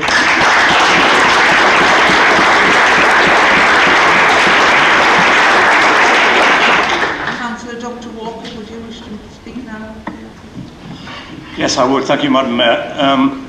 Thank you to my fellow Co-op Party member and colleague, Councillor Stewart, for asking me to second this motion, Madam Mayor. He's mentioned a lot of facts and figures there, Madam Mayor, and he hinted at the type of cases that, that those figures are based upon. I wanted to run through a few of those cases with your tolerance and start with the case study that referred to of a case in Sunderland. And this was the owner of fast food shops in Sunderland who was jailed for 8 years, 8.5 years should I say, for modern slavery offences after he was found to have forced vulnerable people to work for him in return for accommodation and food scraps. He housed people described as being at a low ebb in the court in properties he owned in Blyth and forced them to work at businesses in Sunderland, often in poor conditions, but supplied them with alcohol and drugs to stop their objections. Following a trial at Newcastle Crown Court, he was convicted of 6 modern slavery offences against 4 people and supplying the Class C drug diazepam. The charges related to quite a lengthy period of 2 years, from 2014 to 2016, and he was cleared of 2 slavery offences and of robbery in connection with these things. But the judge told him this was, in my view, quite simply commercial exploitation. Your business model was largely predicated on free labour and the most minimal expenditure on your business to extract the maximum profit free of charge. She said the defendant was guilty of bullying, threats and violence. She said you exploited their vulnerability by way of addiction, you fed and encouraged their addiction to alcohol and on occasion drugs. A very serious situation happening on our doorstep, Madam Mayor. The court also heard that the victims were afraid that they would lose their housing and be beaten up if they did not comply with his demands. He was paid housing benefit, which covered his tenant's rent, but he also demanded extra money for gas and electricity on top of the housing benefit. The jury was even told that one victim was forced to clear out a sewage pipe without gloves, and another one had his shoes removed before making to walk to work barefooted. One 43-year-old man who had recently been released from prison and had an alcohol problem moved into his property and was set to work tiling a takeaway which took all night. This same person had only had 5 days off in 5 months and was paid simply in alcohol and Valium. He paid £76 in housing benefit and £20 a week from other benefits and rent. Each night he would be given leftover food to eat and a bottle of hard liquor in return for £5. Another victim told his probation officer he was being forced to work 10 hours a day for no pay and was given food and soft drinks of an evening instead. In concluding, the prosecution said there were in practical terms people who were at a low ebb, and there were people who were easily able to be coerced and forced to work. The man desperately needed the roof he was providing in Blyth and could therefore be prevailed upon to do other things for him. In many cases, he assaulted them and beat them on top of all the other misdemeanours. The man had a history of previous convictions for dishonesty, illegal money lending, selling counterfeit goods and making threats. So an extension of his existing criminal activities, moving into a lucrative market as he sought. The second case study is of a British man called Ben, and it shows how people can prey upon social isolation in our society. We see many cases on a day-to-day basis as councillors of social isolation and how damaging it is to our society. But when people prey upon it in the way it's been preyed upon in the case of Ben, it's absolutely shameful. Ben, who was unemployed and living on the streets of a major UK city, was approached at the soup kitchen and offered work and accommodation by a couple who said they ran a block paving business, Madam Mayor. Ben was socially isolated to start with, having broken up with his girlfriend and lost his job in a short space of time. He lacked any form of support network, so had no one to help him. Seeing no other options than to work for this paving business, he agreed to go. He was taken to a site many, many miles away, where upon arrival he was subjected to intimidation and violence.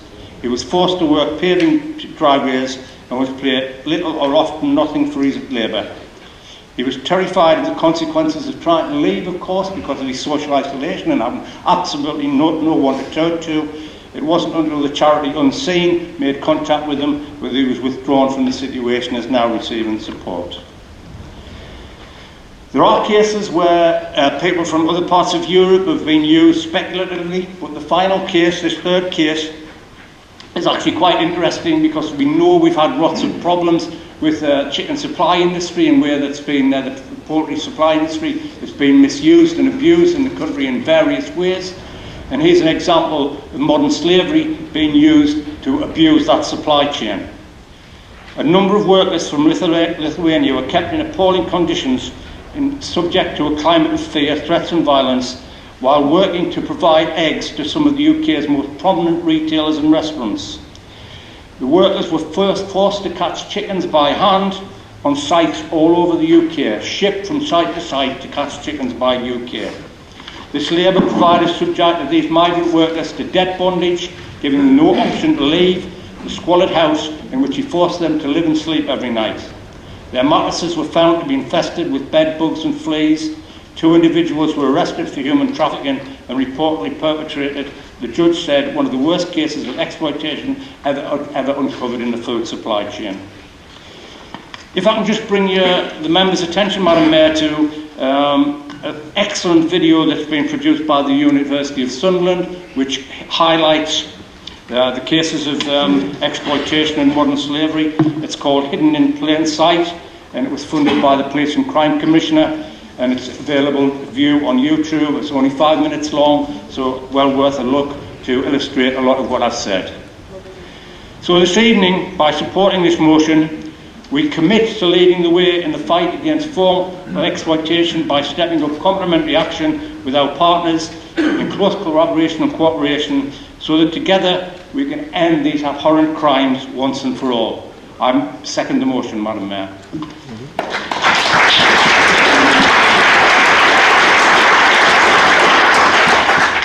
Thank you very much, Councillor Dr. Walker. I understand that Councillor O'Brien has an amendment to the motion. Would you like to read this out to us, Councillor O'Brien? Thank you, Madam Mayor. The amendment to the motion, Action Against Modern Slavery, after the full bullet point and add the following, after the final bullet point, add the following: to encourage organisations which tender for council contracts to produce a transparency statement. The council further resolves to lobby the government to reform abuses associated with domestic overseas worker visas, which prohibits individuals from changing their employer, to extend legal aid to victims of modern slavery in civil matters, which should include all citizens no matter their legal status, to add definitions in relation to child labour to the Modern Slavery Bill. Thanks, Madam Mayor. Thank you very much, Councillor O'Brien. Councillor Hodson, do you wish to second the amendment? Thank you, Mayor Sunderland. I second the amendment. Councillor O'Brien, would you like to speak to your amendment, please? I'll be quick for once.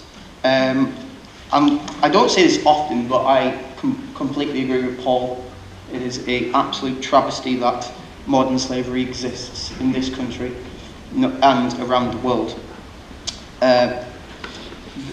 We as a council should promote and make sure that all our organisations which we tender and which tender for contracts from us show they don't contribute to the problem, that they do not contribute to this scourge on society. And actually, the Modern Slavery Act of 2015 does not go far enough. It was a wishy-washy policy, and as a Liberal and a Liberal Democrat, I was pretty ashamed of my government not introducing, for instance, reforms to the domestic overseas worker visas, which entraps people essentially in modern slavery. For instance, not extending legal aid to citizens, no matter what their legal status is, because if people come here legally or illegally, it is not their fault that they're entrapped in awful and horrendous conditions in which they cannot escape from. And again, as a Liberal, it really frustrates me. The final point of the Modern Slavery Act of 2015, and which we all should lobby the government to change, is that the definitions of child labour is sparse and confusing, and actually gives a lot of leeway to people to escape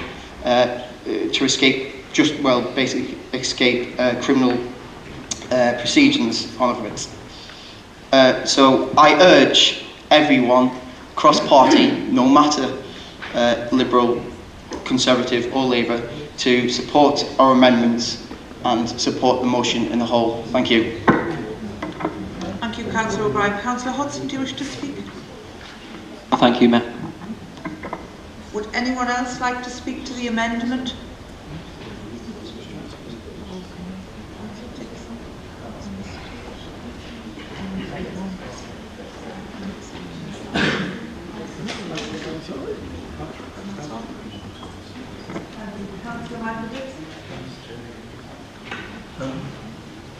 Yeah, I mean, you know, sorry, I was voting for.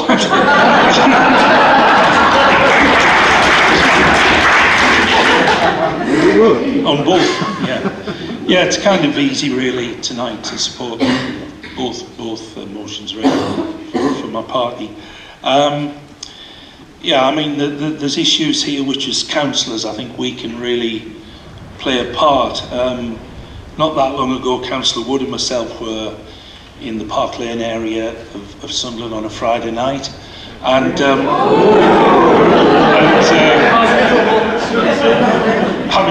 having visited a resident, and on the way to the Abbey House, and two vans pulled up near Azalea Terrace North, and sort of about 15 or 20 people got out, you know, just went into one house. So, you know, we try our best and we reported it. And this is the sort of thing as councillors we can do, you know, we're on the ground. Paul Watson, you know, he wanted us to be champions of our wards and, you know, pay tribute to him, and we all try our best. And I think all councillors, you know, we don't turn a blind eye to anything that might worry us. Examples, well, Councillor Walker's mentioned the book. There's some in Sunderland. There was a lovely house in Harrington, East Harrington, and there was an Asian chap, I think he was Vietnamese. He was a prisoner there because it was a drug den. Drugs had been made, cannabis farm. And that chap on the neighbourhood programme that was on the television about the police in Sunderland, he was in North Bridge Street, wasn't he, on top of the shop and campus. So it's in Sunderland and it's happening. I think one thing, Councillor Stewart said that it's not an immigration, and it's, you know, I agree, you know where I come from on that. But I think as councillors and as council and the police, we must accept that there will be some in those communities who are abused. And there are loads of businesses that have come up in the last few years, and we mustn't use the fact that we're slightly sensitive to overseas people. We must use all our, you know, our best ways to try and help these people, because if somebody is in a gang, you know, with a gang master and he's suffering, he wouldn't thank us for turning a blind eye. As far as the child, actually, I rather like that bit on your on your motion about child labour, because I didn't really see where the first motion kind of helped that. And I've got no examples of child labour in Sunderland. I don't know whether anybody else has. But I think it's very important that we work hard as councillors. And I'm pleased about that prosecution in Sunderland. I know the case you make, but I'm afraid I'm going to have to end on a rather sort of negative note, because my national paper that I get, daily paper, said that in April only 6% of crimes recorded by police forces under the Modern Slavery Act have led to charges being brought since the legislation was introduced in 2015. Now that might be, as you've indicated, the legislation needs tightening up. It's a good piece of legislation in that it's a beginning, and I'm pleased my party introduced it, but legislation can be changed and improved upon. So I'm happy to accept both motions and support it, but I'll go for the Liberal one tonight, and I'm sure we'll vote for you. Thank you. Thank you very much indeed, Councillor Dixon. Councillor Stewart? Thanks, Madam Mayor. Just to say from our side that the amendment proposed is actually a very sensible amendment, and in particular the additional bullet point with regards to a transparency agreement is certainly in line with the guidance from the government with regards to procurement in the public sector, so that would fit well with regards to that agenda. In relation to the lobbying, again, have no objections with regards to this. It is quite appropriate that in relation to the points raised that the government should be lobbied on those in relation to proposed changes. So yes, we would be happy with the amendment. Thank you very much indeed. So can we agree that we all agree the amendment? Agree. Can we all agree that we all agree the substantive motion? We go to the vote? Agreed. It's all agreed? Everyone agreed? Agreed. Thank you very much indeed. We now move on to our second motion on the agenda, which is the Great Jobs agenda. I call upon the leader to read and move the motion.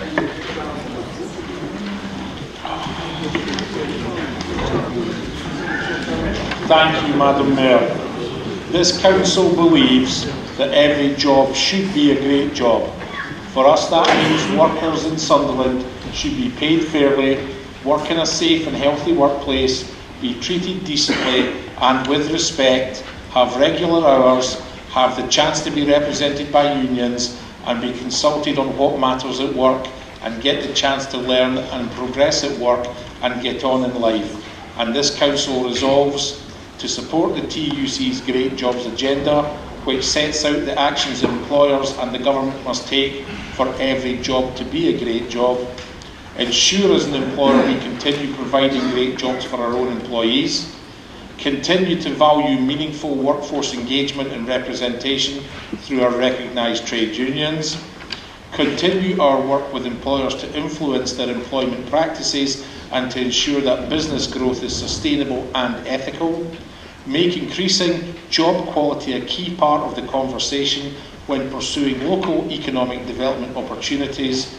Use our commissioning and procurement processes where possible to raise employment standards amongst those suppliers and providers we work with.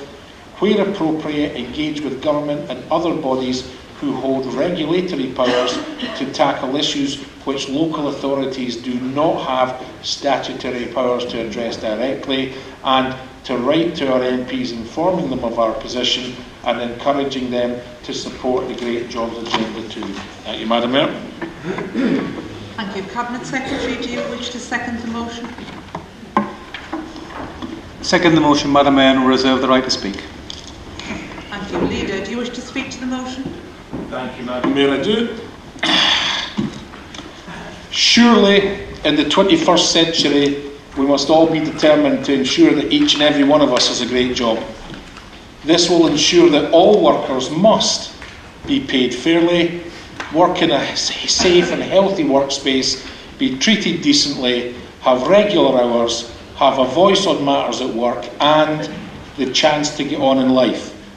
We need all employers to sign up to this and get our MPs and councillors supporting this agenda both locally and nationally. Whilst we as a council work hard to ensure our workforce all do have a great job, this is not the case everywhere. And this is the 21st century, but 1 in 9 British workers, which is 3.8 million people, are stuck in precarious employment. And by precarious employment, I mean agency work, 0 hours contracts, and low-paid self-employment.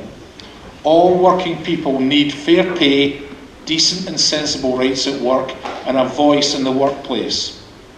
The DWP has underpaid around £340 million to roughly 70,000 disabled people since 2011, those with the least needing the most help being denied the necessary support for them to get on in life, and that is a scandal in today's world.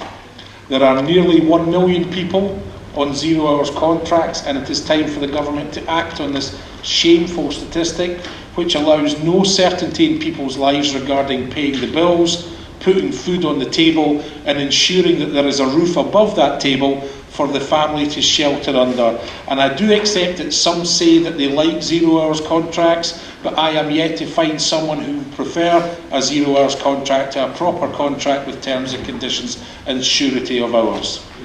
In October 2016, the government commissioned Matthew Taylor to conduct an independent review into modern working practices and, crucially, how employment practices might need to change in order to keep pace with modern business models. This was subsequently published in July of 2017 with 53 recommendations. Needless to say, the government was not happy. In February 2018, the government responded to the review and issued 4 consultations seeking views on the recommendations of the report. The 4 areas highlighted were agency workers, enforcement of employment rights, consultation on employment status, and consultation to increase transparency in the labour market. And funnily enough, the TUC and unions were underwhelmed by that response. On agency workers, the government's proposals will fail to tackle the problems and abuses experienced daily in the UK by agency workers. The government should introduce wide-ranging reforms to protect agency workers, with the first priority to repeal Swedish derogation, which allows agency workers to be paid less than everybody else, and to ensure all agency workers have the same rights to equal pay.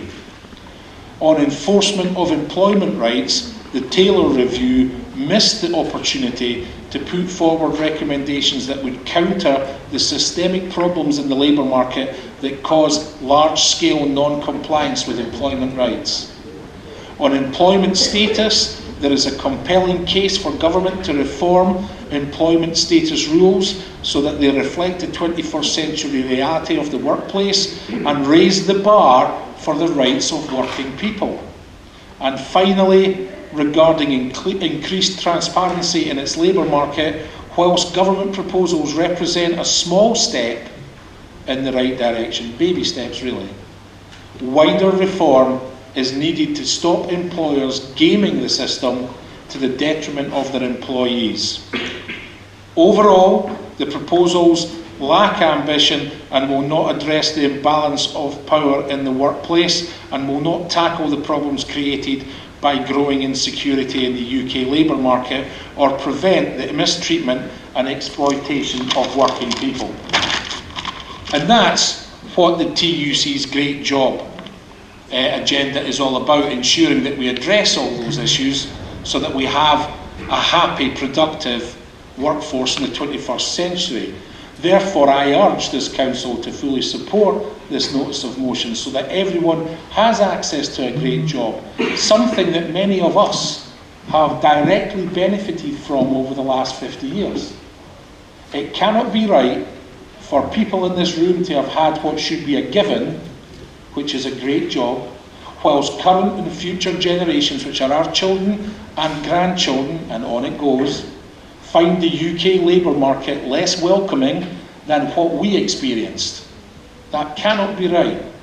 I fully support the notice of motion as laid out, and would hope all councillors in this chamber will support it as well, because I believe that everybody in Sunderland, everybody in the UK needs to have a great job. That's what I've had, and I think that's what most people in this room have also benefited from. So I fully support the motion. Thank you, Madam Mayor.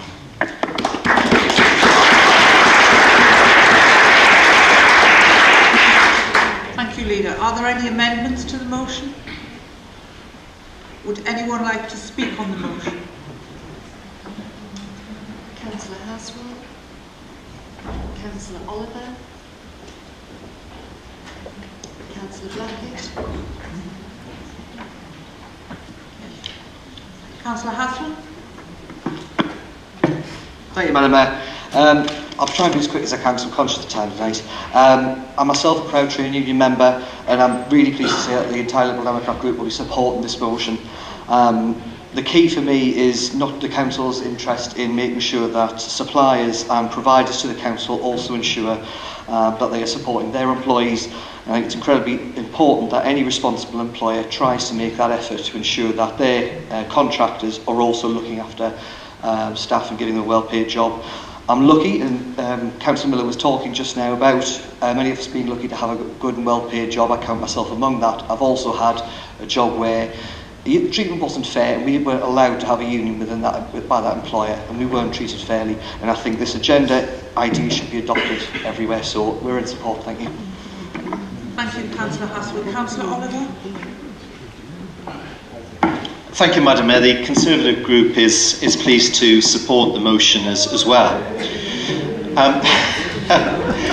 Well, you can hardly oppose having a great job, can you? There's little rumour going around the city that the leader of the council might have more than one great job, but we'll come to that later.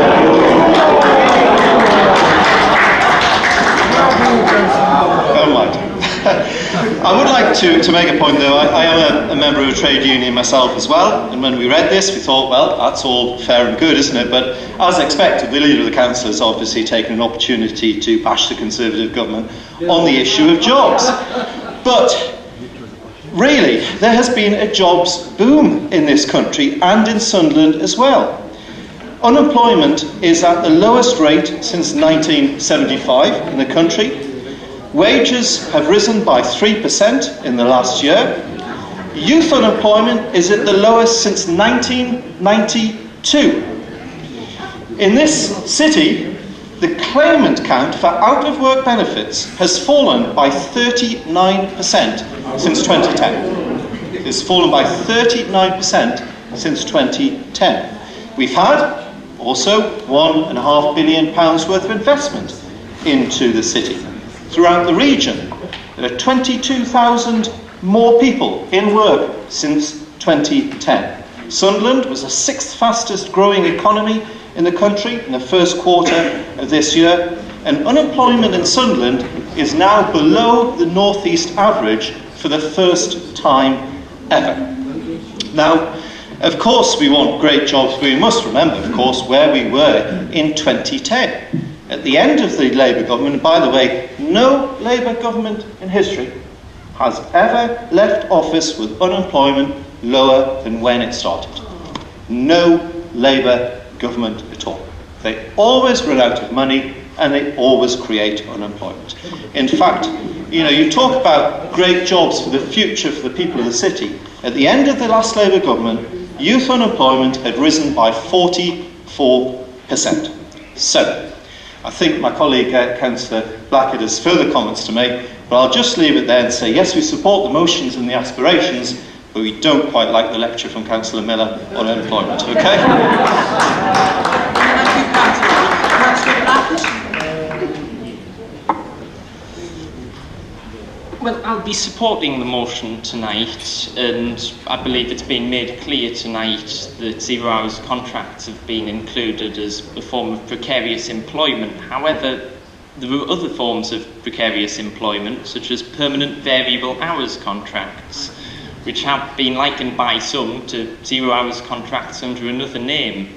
Now, as Sunderland City Council employs people on permanent variable hours contracts, I feel it's important to clarify whether we feel that we should have this great jobs agenda for our own staff on these contracts, as that hasn't really been mentioned tonight.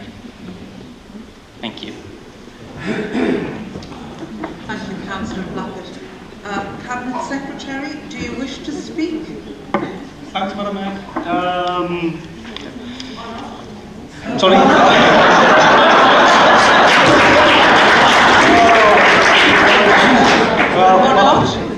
My colleague isn't here tonight, so I won't be going for my curry, so I'm quite happy to talk till 10 o'clock if you wish.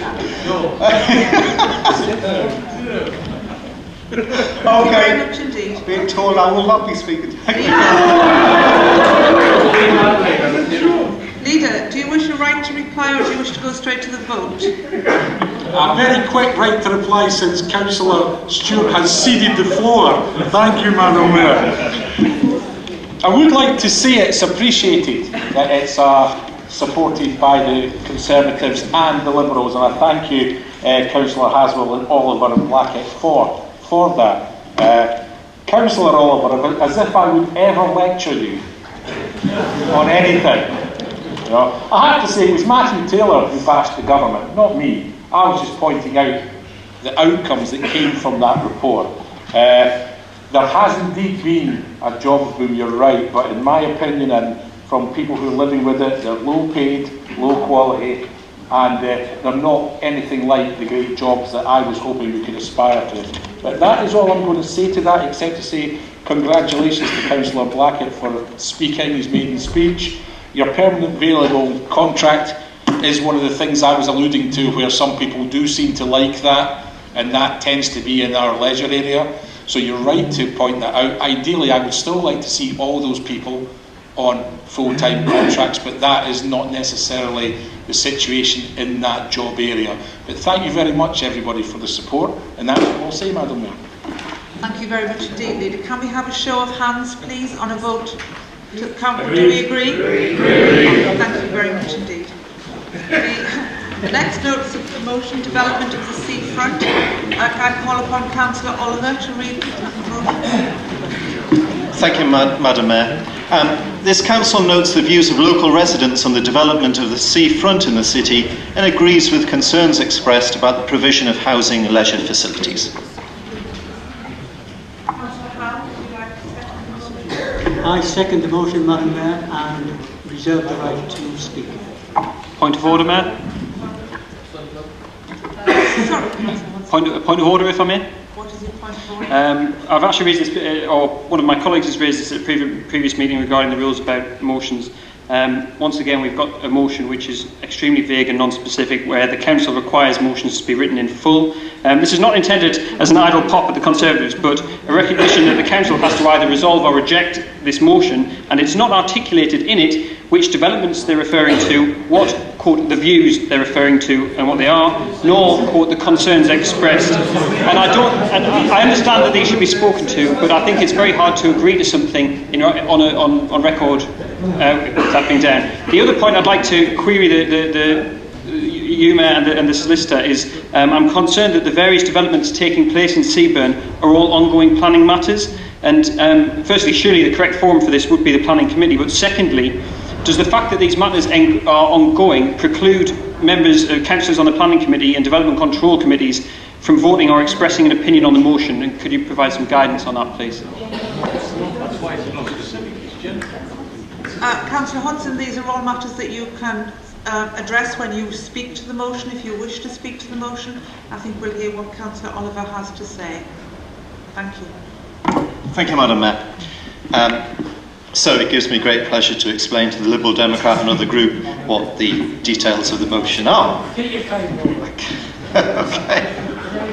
I could have just hand the speech in with a signature and then not have to say anything, and then it would be very clear indeed. But anyway, I am actually going to be very brief because I really am just at the sort of the warm-up act on this one. Councillor Howe and Councillor Francis are going to speak in more detail later.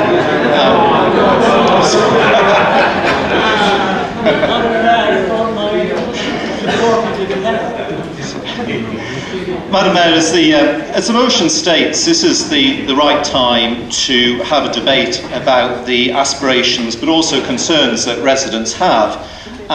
about our seafront. And it is, of course, the right time to do that, because there are a number of planning applications in the pipeline in some areas of the seafront, and also we are about to see the demolition of the Seaburn Centre, which of course signifies the end of leisure at that building, and the hope that one day it will be replaced by something of substance. Madam Mayor, we all want the seafront to be the jewel in the crown for the City of Sunderland. And this is a motion that does not just concern the people of Seaburn and Roker, but of course throughout the seafront and of course throughout the city, because it is for everyone who visits the coastline, those who live there, those who work in the city, or those who visit from outside or have any interest in it. Madam Mayor, the Conservative councillors have spent a lot of time listening to residents at the seafront.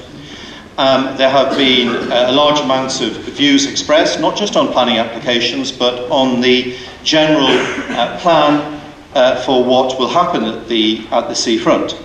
We have a wonderful natural asset, but we must make the most of it. We must not fall behind other neighbouring councils, such as South Shields. So it's right tonight that councillors are able to express their views on behalf of residents, and that residents are able to hear that and see what councillors are doing in response. Madam Mayor, on the seafront, of course, much has been achieved already to enhance the seafront. The Roker Pier, of course, stands out, funded by the council and by the government as well. So it shows really what can be done. The award-winning Roker Pier, I'm sure everyone would agree, is a magnificent renovation to the city, and I did enjoy watching it on Countryfile, I think, quite recently. But we do need to be mindful going into the future on our seafront that we have development but not overdevelopment at the seafront. It's a residential area, but it's a leisure area, it's a work area, it's an area of natural beauty as well. We do, of course, need more housing at the seafront and in the city. We need more affordable housing, but we also need more executive housing if we are to take the city forward. But we need to do so with care. We need to ensure that all parts of the city, but the seafront in particular this evening, maintain their natural beauty, that green spaces are kept for the benefits of the people there, and that the whole place does not, as I said yesterday in the Echo, fill up with houses. So we need to ensure that we are in the debate on the planning applications coming up and the plan of the city to develop the seafront. There is, of course, a potential that the seafront could become an area that is incredibly attractive for people to live in, to work in, and will really show off the city. But on the other hand, there is, of course, a potential that it fills up with houses, that green spaces are lost, that we don't get the leisure facilities that really will transform that part of the city with the demise of the Crow Tree Centre, with the demise of the Seaburn Centre. We need leisure facilities of substance, not lots of small things, but leisure facilities that are really going to bring people into the city and say, I want to go to Sunderland on Saturday or Sunday rather than South Shields. So that, Madam Mayor, is a very, very broad outline of what we wish to put forward this evening, and I'll leave my colleagues on the Conservative group to fill in the details. Thank you, Madam Mayor. Thank you very much indeed. I understand that the Cabinet Secretary has an amendment, and I would ask him to read that out, please. Thank you, Madam Mayor. If we could delete from the word city in the original motion and insert and will take appropriate account of these views expressed by the local community in any such development. The new motion would read, this council notes the views of local residents on the development of the seafront in the city and will take appropriate account of these views expressed by the local community in any such development. Thank you. Councillor Porthouse, are you seconding this motion? Madam Mayor, I second the amendment and reserve my right to speak. Cabinet Secretary, would you like to speak to your amendment? Thank you, Madam Mayor. I'll keep it short, just to keep the leader happy. In relation to, to the original motion, I think it referenced to note the views of all local residents, and I don't think there's an issue with that. The problem was with regards to agreeing with the concerns of residents rather than taking into account all residents in relation to any consultation. I think when you're elected to serve as a councillor, you're there to represent all the residents, not just a particular group. And yes, you may eventually express a view as an individual, but as a councillor, I don't think we'd have that luxury. We need to ensure, particularly with regards to development, that everybody has an opportunity to put forward their ideas, and a balanced view is then taken with regards to a development. Just as important, I feel, is that if we'd left the motion as it was, I think it would have had implications for those sitting on planning and potentially licensing in the future with regards to already declaring their position. And I think that would be quite wrong to do so. I think the proposed amendment will allow them to take appropriate account of the consultation and views of all residents in Seaburn, those in favour and those against any particular development. I'm sure the council will continue to take account of that in the future, and I'll just leave it at that, nice and short. Thank you very much indeed. Would anyone else wish to speak on the amendment? Councillor Hudson, Councillor Oliver, Councillor Wood, Councillor Mordy. Councillor Hodgson. Thank you, Mayor Sunderland. And I'd like to thank the Cabinet Secretary for proving my point, basically, that the motion as presented didn't articulate the position that the Council could effectively agree on. And I'm happy to say we completely support the amendment. It does make a far fairer position that I think we all as councillors can agree on. I would like to speak very briefly about these developments more widely in Sunderland, because the background, of course, to what's going on at Seaburn and elsewhere in the city is the Council's overarching plan to build nearly 14,000 homes in the city, which, as far as I can tell, is almost entirely based on the success or not of the manufacturing park project. A sense of, if we build it, they will come, and I genuinely hope that is the case. But what concerns me, as with the long-standing problem with Doxford International and Nissan, our neighbouring authorities have proved very adept at poaching people who work in Sunderland to live in developments in those areas. And I worry that Sunderland is not tackling the root of the issue. We can build the houses, but we lack the infrastructure. We lack the cultural and social opportunities in the city centre. We lack the leisure facilities, and on that the motion is quite right. Robert Oliver mentioned the demise of the Crowtree Leisure Centre. Never really replaced those leisure facilities in the centre of the city. I think the argument that the reason people are not working and living in Sunderland because we simply lack the right houses is a weak one, and if we fail to address the lack of leisure and cultural opportunities in the city, that will have a really serious impact on our housing situation. I'm pleased to see that the council is finally building homes on Pennywell. It makes sense that that's on a trunk road, there's infrastructure to support the housing, and even if I'm coming back to the amendment, even if we do have concerns about replacing social homes with private housing and failing to build new social homes, but it's concerning that areas like Seaburn and indeed Chapel Garth are being targeted, losing population gaps in areas where there's blatantly not the road or school or medical infrastructure to support them, ahead of areas in the East End. Councillor Hodgson, I think you're sort of straying a little bit from the issue. My point being that I accept the points that have been raised by the Conservatives, and I accept the amendment. Thank you. Thank you. Thank you. Councillor Wood.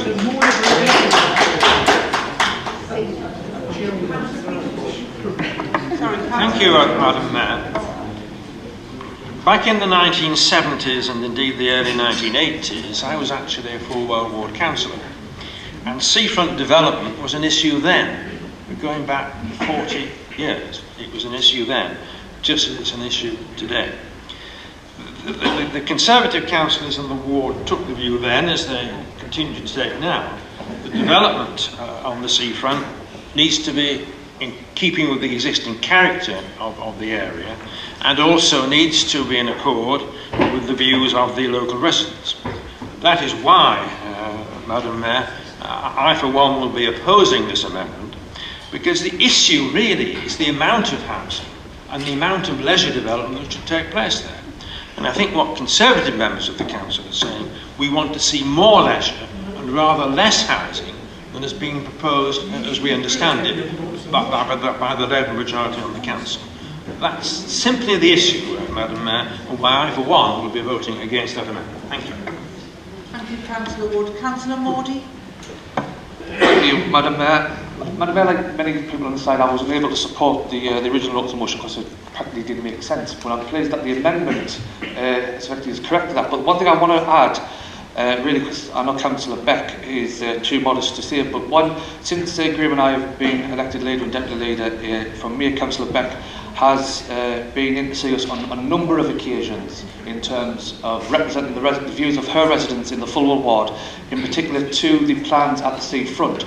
What the leader and I have given Councillor Beck a commitment to do is that one of the projects in the next few weeks and months, is that we're going to undertake a deep dive review of the plans for the seafront, and hopefully we can take in the views of Councillor Beck, Councillor Howe, Councillor Francis and the whole of the community on the north side of the river to get to a position where we think the plans are acceptable to everyone. We understand there is concerns in the area, but we have to understand that the seafront is a jewel in the city's crown.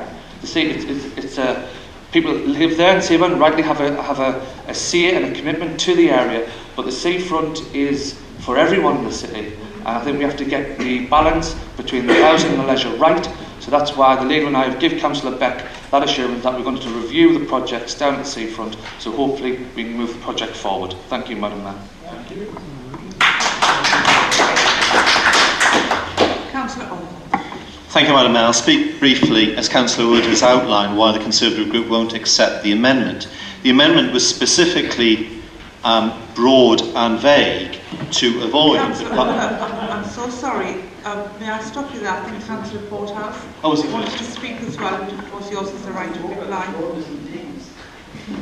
Councillor Porthouse, did you wish to speak? Thank you, Madam Mayor. I'm so sorry. Thank you. I thought you'd forgot about us.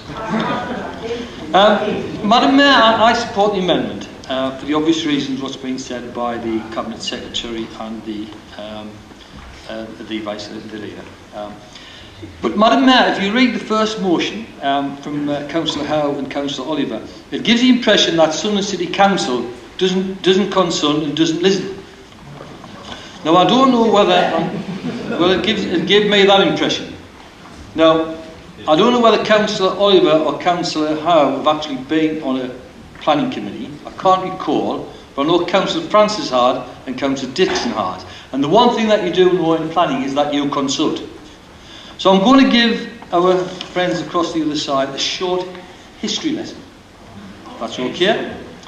And it's about the seafront and the seaburn regeneration. I thought it would be beneficial to everybody here to summarise the consultations that have been undertaken by both the Council and Siglion on the regeneration of the seafront. It started in February 2009. A member steering group was established to guide the regeneration of the seafront. The group had elected member representation from across Sunderland, including ward councillors for the seafront. The group met regularly during 2009-2010 to ensure that they had direct input into the future regeneration of the seafront, including the preparation of the seafront regeneration strategy and Seaburn Marine Walk Master Plan. That is the Seaburn Master Plan and Design Code, produced in 2011. And guess what? Guess who one of the councillors was on that? Who was it? Councillor Howe. No. In spring 2009, the council undertook a major consultation exercise on the regeneration of the seafront. The responses to this consultation, which included over 2,000 written responses, along with a number of verbal responses received during a series of consultation events, fed into the preparation for the seafront regeneration strategy. This strategy underwent a further public consultation in summer of 2009. A master plan was specifically prepared for Seaburn to inform and guide the future development of the area. And this is what you have to do. It doesn't happen overnight, it takes a number of years. This master plan underwent a public consultation in the autumn of 2010. Further information regarding the preparation and consultation on the Council's proposals can be found on the Seafront Regeneration website.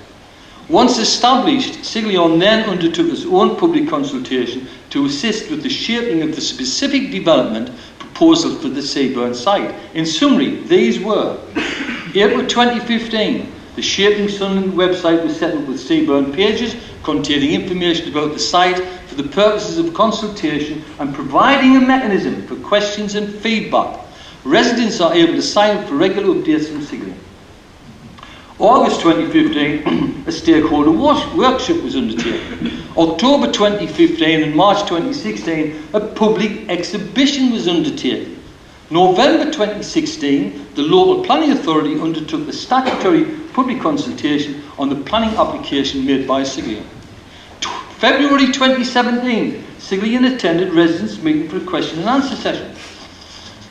March 2017, Siglion held further consultation with the Sunderland Youth Parliament and Fulwell Junior School Year 5 students. July 2017, Siglion organised a field trip and discussion. This involved a group of residents visiting other housing developments in Tyneside to look at positive and negatives of neighbourhood design, talk to other residents and meet local neighbourhood businesses. A place-making workshop took place, Madam Mayor. This public workshop looked to temporary uses, community activities and the events on site before and during development to contribute to a meanwhile strategy for this site. November 2017, further meetings to invite residents back to see progress made by the artist and design team on public realms arts strategy. An update was presented to the Fulwell Sea Road Traders Association, and Siglion also consulted with the Seafront Traders Association. 2017-18 quarterly update newsletters informing residents of what is happening on the site and what stage we are at the development process, posted to Shaping Sunderland with notification to Seaburn mailing list. No one in this council or any member of the public can state that Sunderland City Council does not consult. In addition, before I finish, I'm going to state this. In addition to the development proposals being proposed by Siglion, it is recognised that the developer Millers is also proposing development on land owned by Sunderland University, adjacent to South Bents. Millers have also undertaken a public consultation event prior to submitting a planning application. Separating Siglion's proposals from Millers' proposal for the university land, I would further highlight for everyone and the public that the selling of land, I would like to further highlight that Sunderland City Council has no ability to prevent a private landowner, i.e. the university in this case, selling the land for development. All that Sunderland City Council can do as the local planning authority is to consider any planning application on its individual merits against local and national policies. Councillors, let's not mislead your fellow councillors and the members of the public on what we can do and we cannot do in planning applications and development. Thank you, Madam Mayor.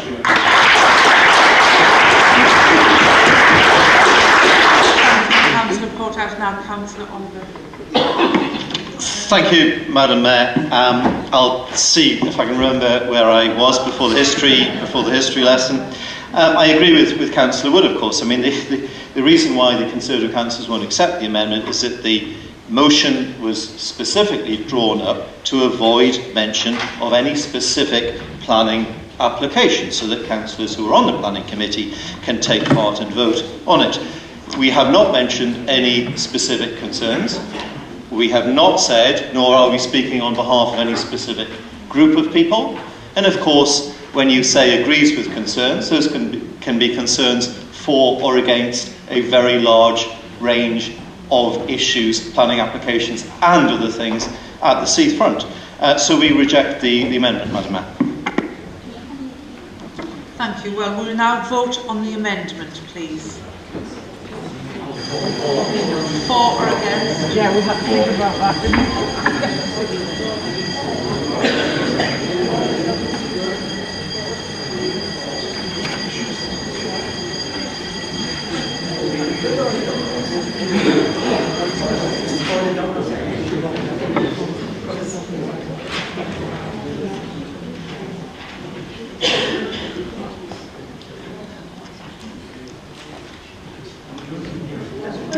Madam Mayor, there are 35 votes in favour of the amendment and no votes against, and therefore the amendment is carried.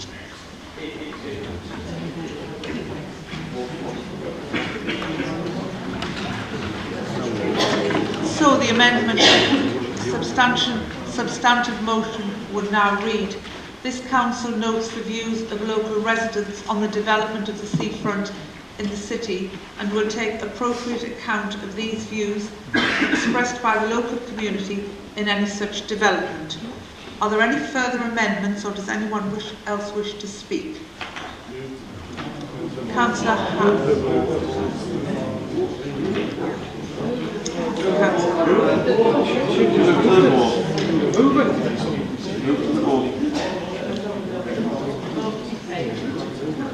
Yes, I'm sorry, but they are entitled to, I'm being told they are entitled to speak. Briefly, Councillor Francis, please. Yes. Yes.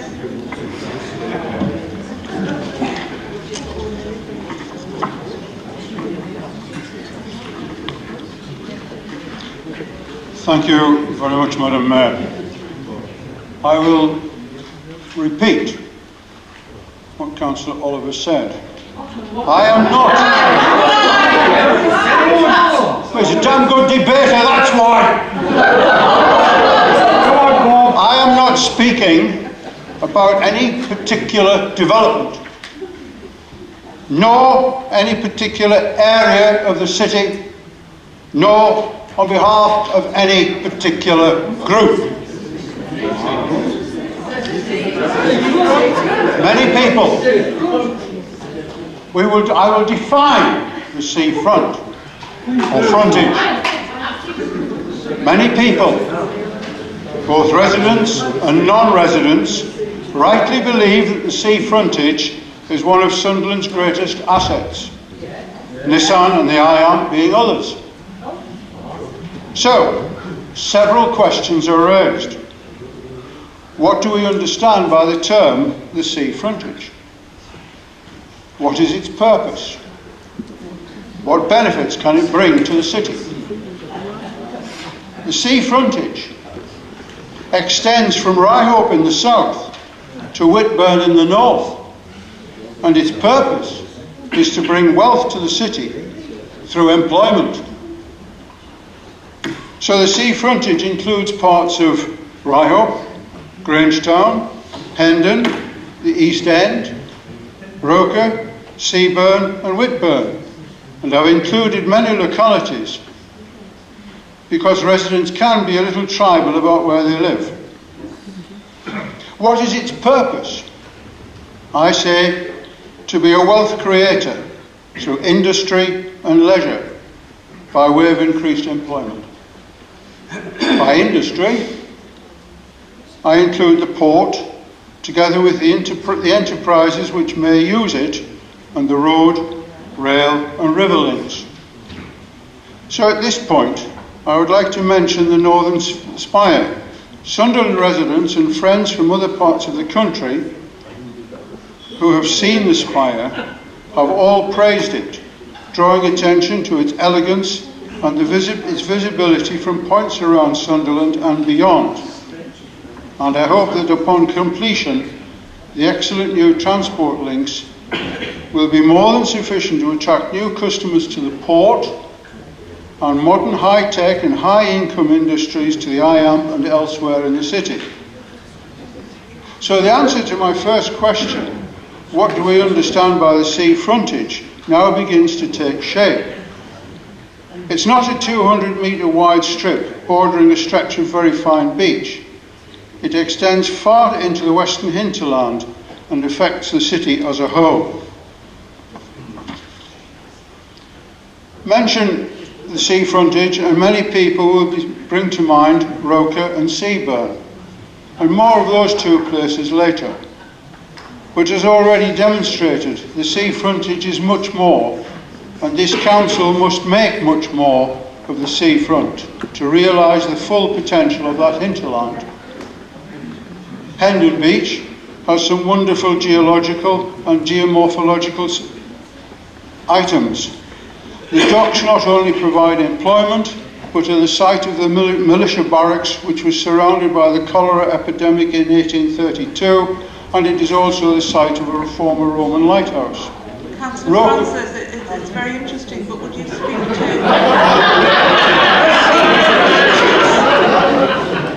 I was following the good guide from there with a history lesson.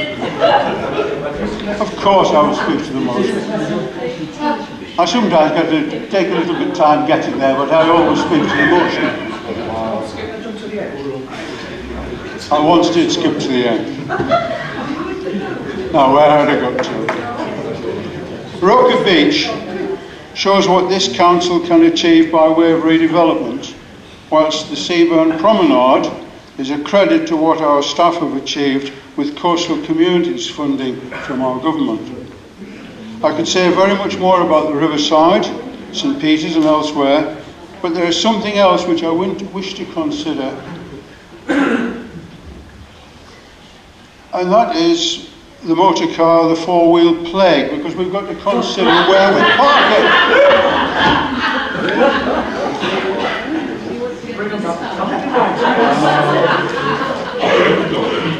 Many older parts of the city, the provision of off-street parking is out of the question, while it's well nigh impossible for ambulances and fire engines to gain access. Just walk across the road there and you'll see that's true. Developments bring with them cars. A four-bedroomed executive home designed to attract high earners can have 4 or 5 vehicles registered at it. Mum, Dad, 2 offspring in their late teens or early 20s, and maybe commercial transport as well. When planning new housing developments, it is important to be realistic about the number of parking spaces which will be required.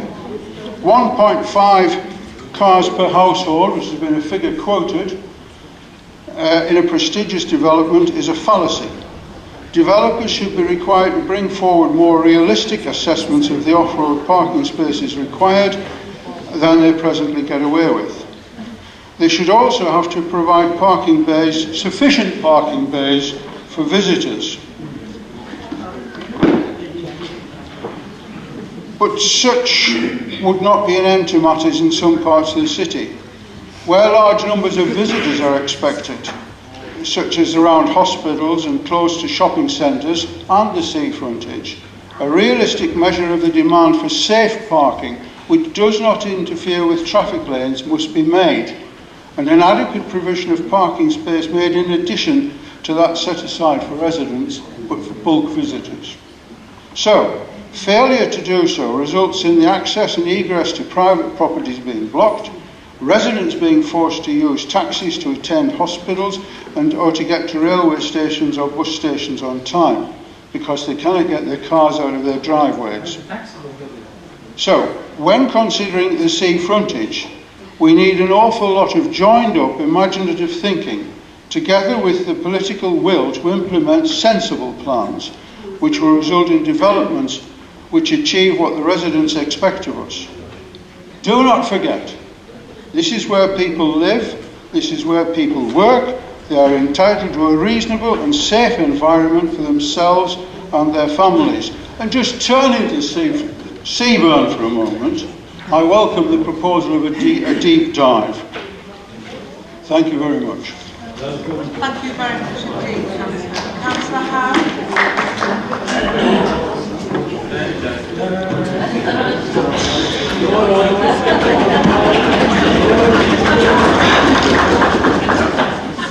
Madam Mayor, members here tonight, I think I've just been through War and Peace. The motion before members here tonight is an opportunity to make aware the opinions of thousands of residents and visitors to the seafront. Did you know that many still believe the green space areas at Seaburn, which were bequeathed to the people of Sunderland years ago, belongs to them, and that proposals to build hundreds of houses on precious green space is tantamount to vandalism on a massive scale? Madam Mayor, medical evidence supports the need for open spaces for people to exercise and enjoy the sea view and fresh air. All this improves the quality of life and well-being. We do not want, thank heavens, a repetition of the 19 years delay we have with the Vogue site being developed. We just don't want that. We've had too many instances. The Farringdon Road project, still up in the air, hasn't come to realisation. Madam Mayor, the seafront should not become an asphalt and brick conurbation which would generate at least 1,000 extra cars if the current and pending plans are passed. Also, such plans for all those expected new dwellings will put unsustainable strain upon services such as health, schools, places, drainage, sanitation, both the latter which they in their present condition have created flooding problems in the area over the past few years. The advent of extra cars will exacerbate the current traffic congestion, which along with reduced parking will discourage people to visit and enjoy the seafront. In other words, no visitors, no income. Madam Mayor, I am sure some members, if not all, will share with us the hope that such a massive house building programme for the seafront will not take place. However, this hope does not seem to include the thoughts and actions of the Lib Dems until tonight. However, they do complain about council allowances when they themselves receive it.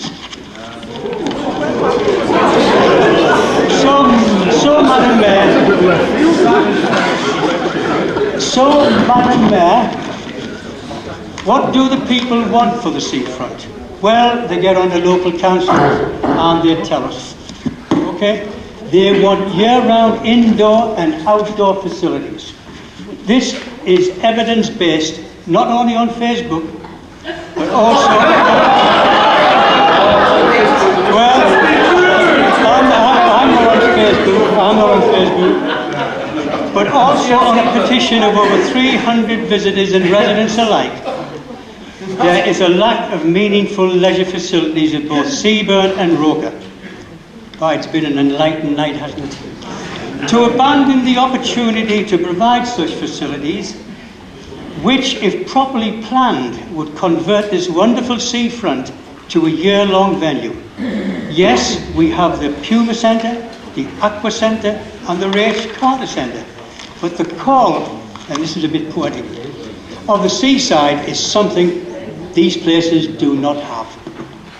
If other facilities, Madam Mayor, were available for families, there could be hours and days of entertainment for all. Madam Mayor, touching on another sore point, which I believe I've made, I remind members here tonight that the great loss to the people of Sunderland when the Crowtree Centre was closed down, depriving leisure facilities to young and old, the like of which, although promised, was never replaced. It was demolished without consultation. Why then can't the people of Sunderland have a leisure centre emulating that which South Shields now has? They have spent millions on a swimming pool complex. With a central public library, we could have such facilities such as an ice rink, indoor bowling, gym facilities, meeting facilities, just a few to mention. Madam Mayor, there is much concern. Well, at least you're not falling asleep.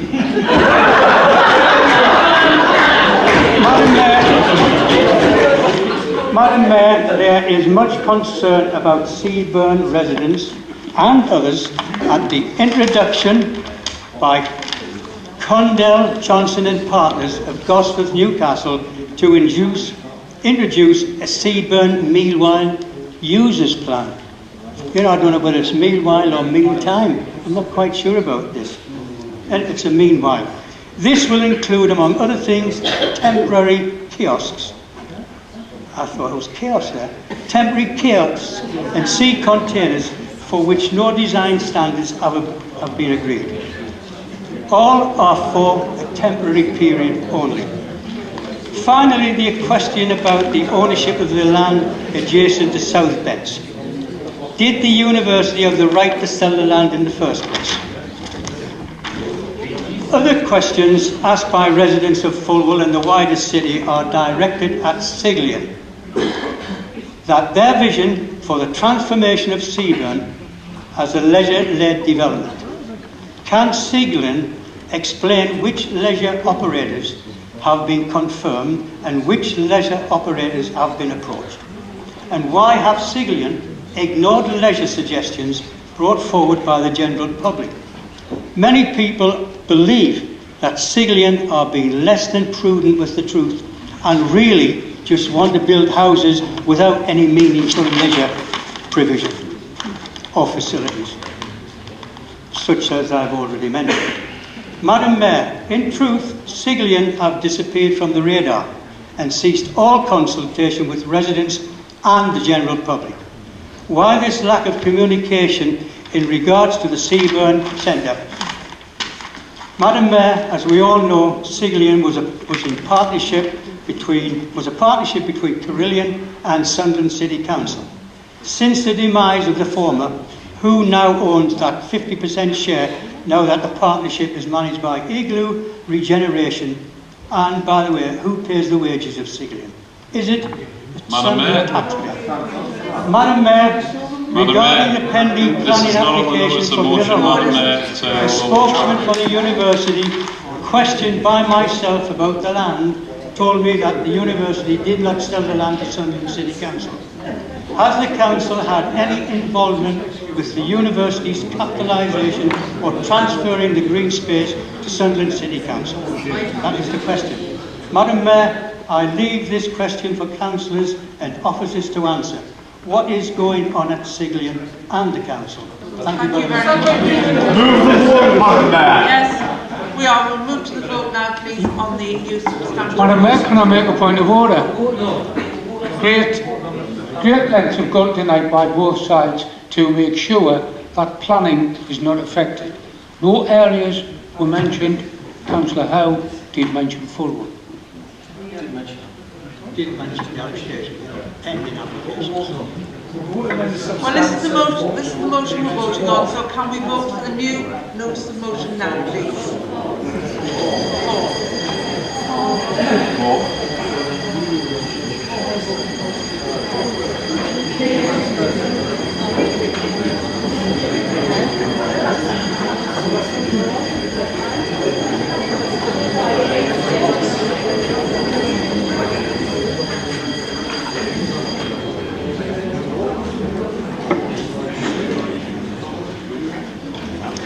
Madam Mayor, there are 63 votes in favour of the new substantive motion and therefore it's carried. Thank you very much indeed. George, thank you for the support. We will now... It's not so much George Howard's, why? You're on the stage, ladies and gentlemen. Thank you, gentlemen. I understand now from the fourth notice of motion. Councillor Hudson, would you like to read the notice, please? Thank you, Mayor Sunderland. In the interest of time, would it be easier to state that the motion's on the screen? And I think all members have read it in the agenda. Oh, shall I? Yeah, I move the motion. It's read. Councillor O'Brien, are you second the motion? I'll second the motion, Madam Mayor, and reserve the right to speak. Thank you. Councillor Hudson, would you wish to speak to the motion, please?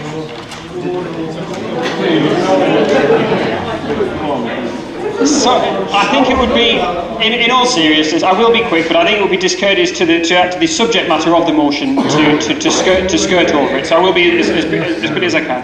One thing I would like to say is, walking around Sunderland, like a lot of British cities, you'll see lots of plaques, statues, monuments, celebrating people who've made a great contribution in that area. What's shocking is how few of these monuments celebrate women. One exception in Sunderland is on the plaque on Chester Road, recently unveiled to the Cook sisters, Ida and Louise Cook, who did great work during the Holocaust to help rescue Jews from Nazi Germany, and the unveiling of which was one of my most enjoyable moments as a councillor so far. But that plaque in Sunderland on Chester Road is a rare exception. These plaques and monuments almost exclusively recognise dead white men. This isn't insignificant, because young people walking through Mowbray Park, for example, will see statues to the memory of Jack Crawford, Henry Havelock, that great Liberal MP and councillor for Millfield, John Candlish, and they would be forgiven for thinking that women hadn't played a key role in shaping our town and now city. And council, that's something quite wrong and something we have a duty to correct. If you're in Mowbray Park, and if you leave Mowbray Park, you come to St Bede's Terrace, once home to the great diarist Chris Mullen, and it was also home many years ago to Ellen Bell, named in this motion. Ellen Bell was the first female member of the then Sunderland Town Council. She was also its first female alderman. She was elected to the Hendon Ward at a by-election in October 1919 and served on the council up until her death in 1943. She was also a town magistrate. She was a Conservative, indeed an active one in a local Conservative association and even on that party's national executive. Ellen was awarded an MBE for her public service in 1939, and that public service was extensive. She campaigned for improvement to the town's infant welfare centres and maternity services and served on the board of the maternity home in Mowbray Road. Ellen also took a keen interest in the cultural life of Sunderland. Back in Mowbray Park, down in the museum, Ellen served for many years as the vice chairperson of the museum and art gallery. She was also the chair of the managers of the former School of Art, now part of the university, and she was a founder of Sunderland's Arts and Crafts Association, which hosted lots of exhibitions around the town. The list of attendees at Ellen Bell's funeral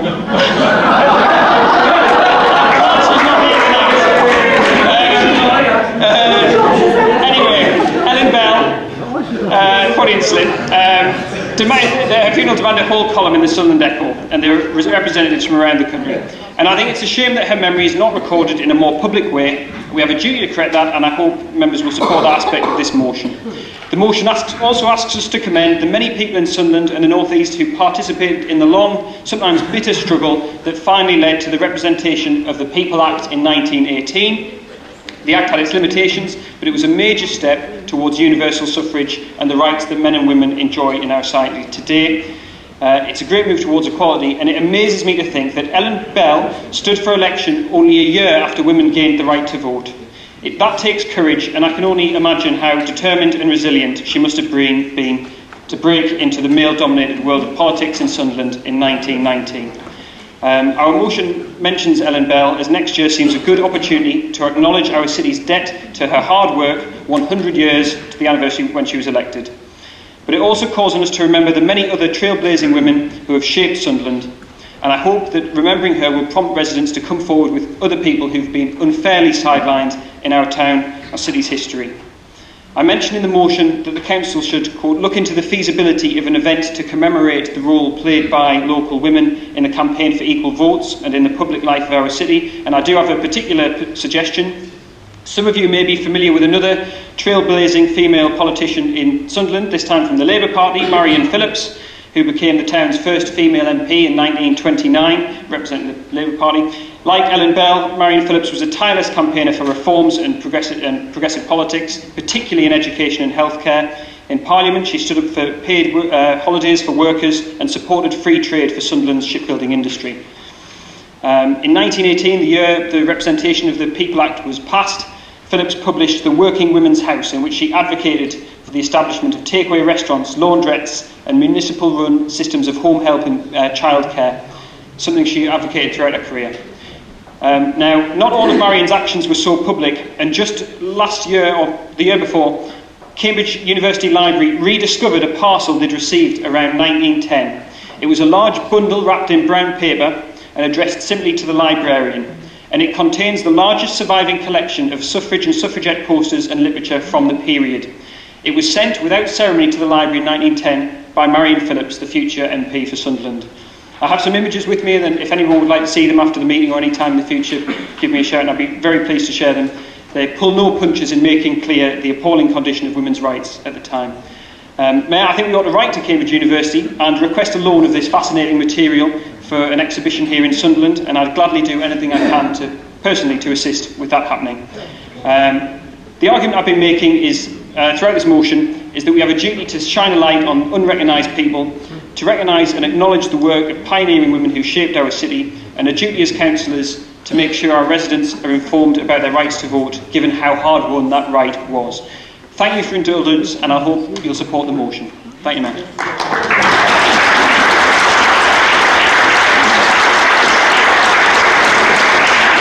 Thank you, Councillor Hodson. Are there any amendments? No? Would anyone wish to speak? No.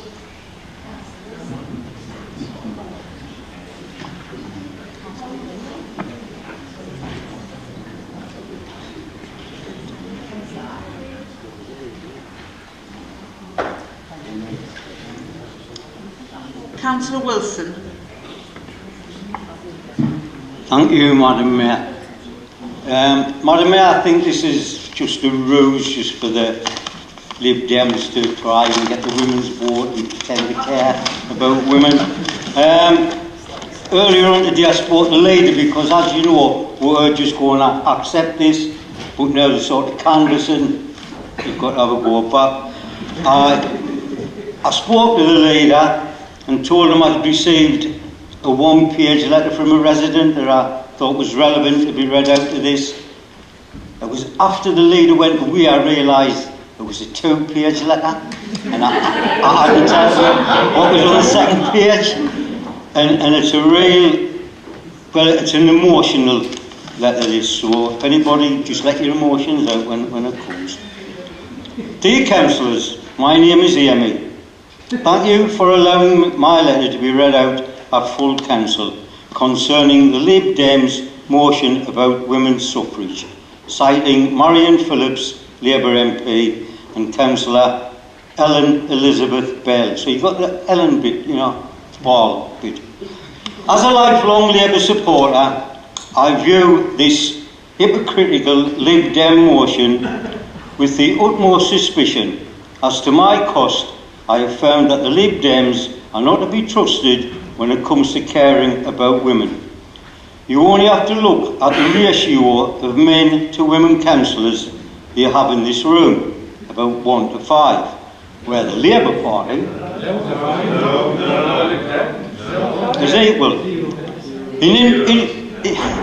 In introducing her book, Women in the Labour Party in 1918, Marion Phillips emphasised that essentially the interests of men and women are one and indivisible, but that the party recognised the need to draw fully upon women's special expertise in which some aspects of life, and that major reforms could only be secured if men and women banded together politically, hence the party's special structure designed to encourage women into the political sphere.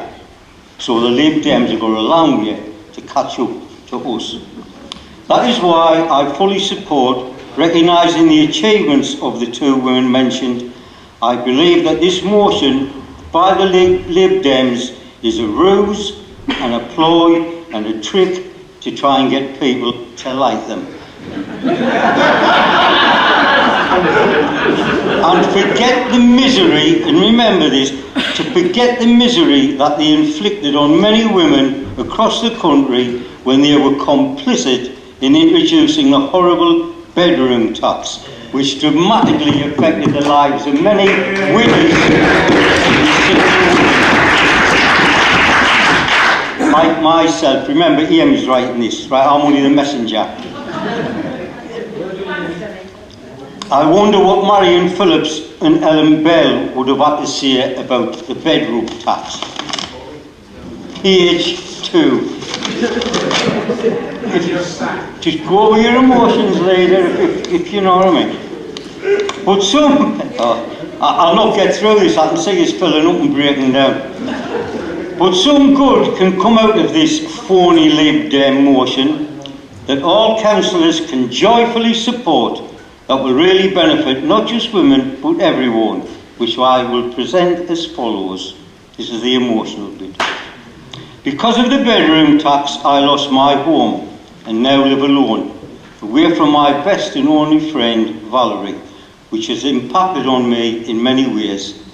I was born and bred in the East End of Sunderland and grew up living next door to Valerie, where we played together, went to school together and did everything together. We were inseparable. As we grew older, we both continued living in our homes with our parents.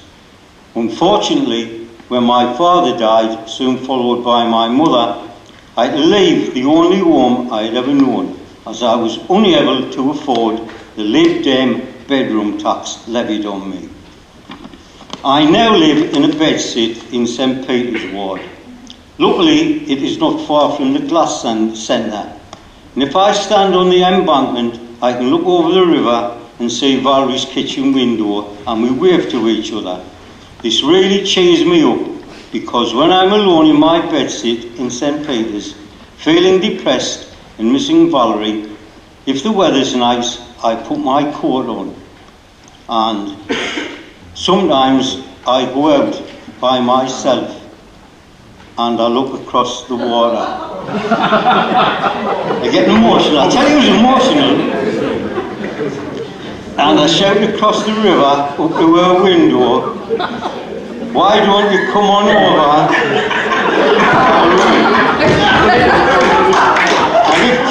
And if she doesn't hear me, I shout in a really loud voice, "Valerie!"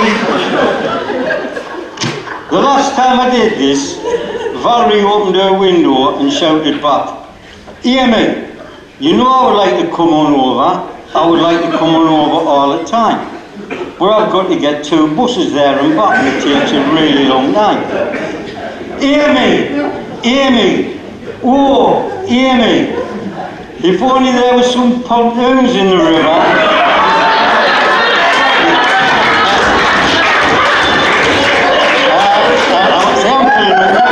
And I could come on over all the time, and we would never be apart again.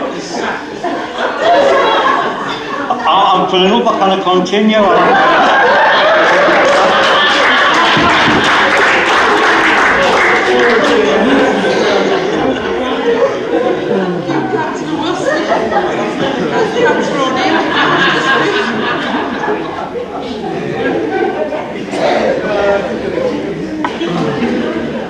Thank you, Madam Mayor. How do I follow that? I certainly won't sing. I will be supporting this motion as a female councillor. It is a legacy of the achievements of the suffragettes that you, I and the other female councillors in the room are sat here tonight and have the privilege of representing our wards. I'd also like to add that the Hendon Ward councillors will be happy to make a small donation out of our community chest fund to any plaque that can be, not a punching, not a punching. Thank you, Madam Mayor.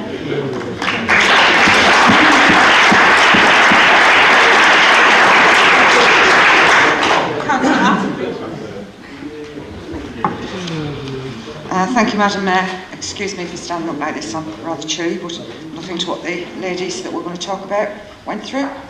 I'm really proud to support this motion, and I hope the Council will pass it unanimously this evening.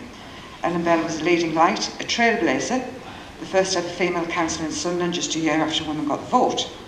She was a campaigner for better social and nursing care at a time before the NHS existed.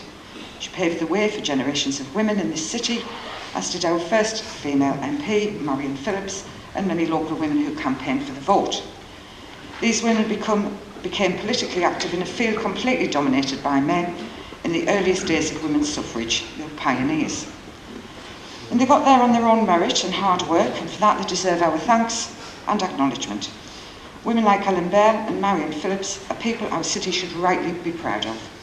They were leading lights for women in Sunderland, and it's thanks to them and other strong women campaigning 100 years ago that women today have the opportunities they do today.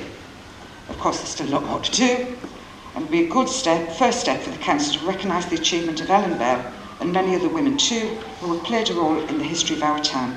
I hope the members will vote in favour of the motion. Thank you. Thank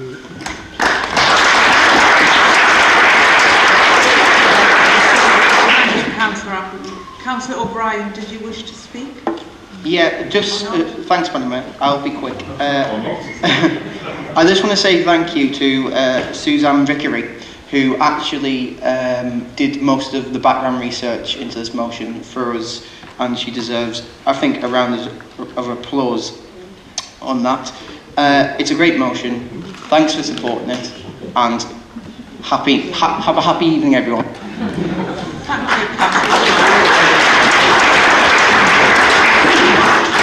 Councillor Hudson, do you wish a right to reply, or are we going straight to a vote? Can we, agreed. Thank you very much indeed.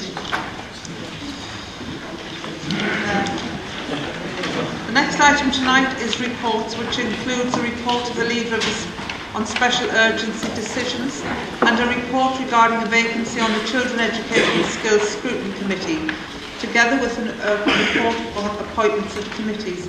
We will take these in turn, starting with the Leader's report on special urgency decisions. Leader, would you please move the report? Thank you, Madam Mayor. I move the report. Deputy Leader, do you wish to second the report? I second the report, Madam Mayor. Does the Council agree to receive the report? Agree.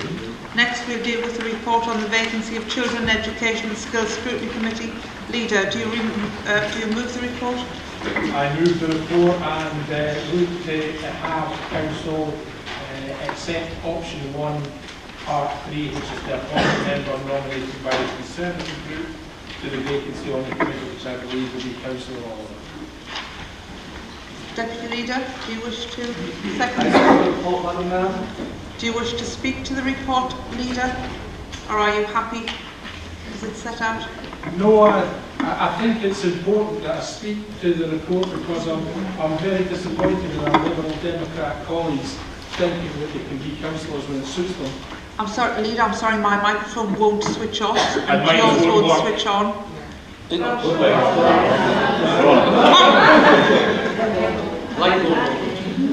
Magic, Madam Mayor. As I was saying, I think it's important that something is said about the Liberal Democrats just thinking that they can pick and choose when they can be councillors. I don't think that there's anything more important as a councillor that you do, which other than scrutiny to start. Scrutiny is by which the executive of the council is held to account within this chamber, and our decisions across everything that the executive deliver on has to be taken very seriously, and scrutiny in this council has a very good track record of doing that. To find that councillors believe that they don't need to attend scrutiny, and then even worse, they won't from within their group find somebody else to do it, I think is an appalling dereliction of duty by the Liberal Democrats. I'm delighted, and I want to thank Councillor Oliver for basically saying the Conservatives would support scrutiny and the process and enable us to keep with the minority parties having their full quota within scrutiny. Because otherwise the Labour group would have had to put a Labour councillor on, which would have offset that balance. I do think Councillor Hodgson and Councillor Bryan need to think again and have a good long hard look at themselves, because I don't know what they think they're doing by coming off scrutiny, but coming and never having attended that scrutiny as a member of scrutiny, to then immediately attend as a member of the public, which you are not. You are a councillor. Even if you're sitting in the public gallery, you're a councillor. You are a corporate parent. Everybody in this room that's a councillor is a corporate parent and has a responsibility to the looked after children and children in this city. I think it's a terrible, terrible decision, gentlemen and lady, who's part of the Liberal Democrat and other group. And it needs to be said that this is a very, very bad decision by you. I'm delighted the Conservatives and this Labour group understand that being a councillor comes with sensibilities and responsibilities that, whilst we may be uncomfortable with them sometimes, or we question them, we do them anyway, because that is what grown-ups do. Gentlemen, Councillor O'Brien, Councillor Hodgson, it's a very bad decision by yourselves, and I hope it comes back and bites you, to be honest. Thank you, Madam Mayor. Thank you, Leader. Deputy Leader, do you wish to speak? No, Madam Mayor. Does anyone else wish to speak?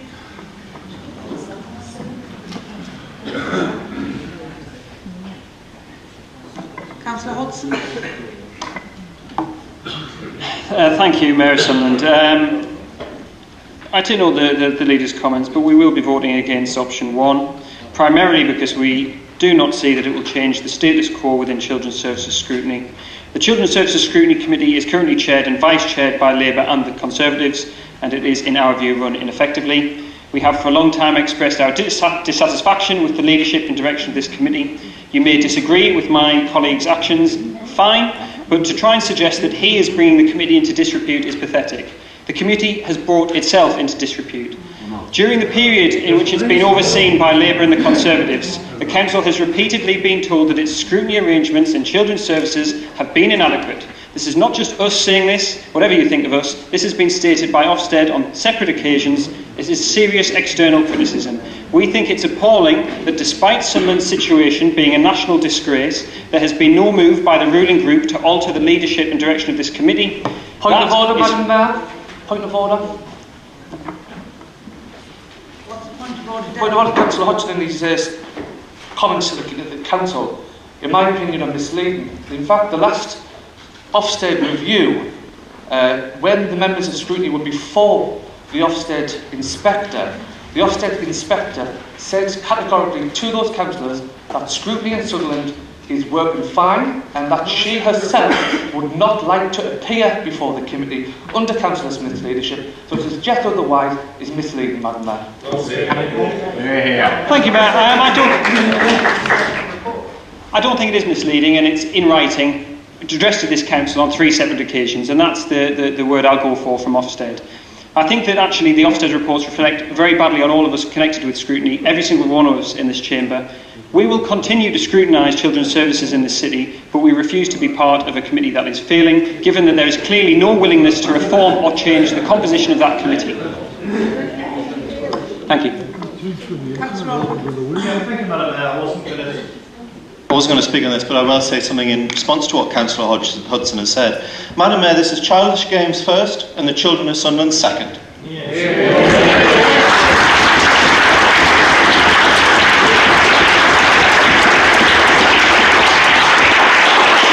remember at the AGM of this council, and Councillor Hodgson stood up and he criticised Councillor Rebecca Atkinson for, he alleged, having a 0% attendance record in a committee? 0% attendance. 0% attendance. 0% attendance. As they say, they're doing that, kick them out. I failed my nephew. I will not have any part in it. They're doing that, kick them out. Councillor O'Brien. Madam Mayor, the most responsible thing to do is to ensure that there is opposition on that committee. And what will the people of Sunderland say when they find out that councillors are taking the money, taking all of the allowances, every single penny, every single penny?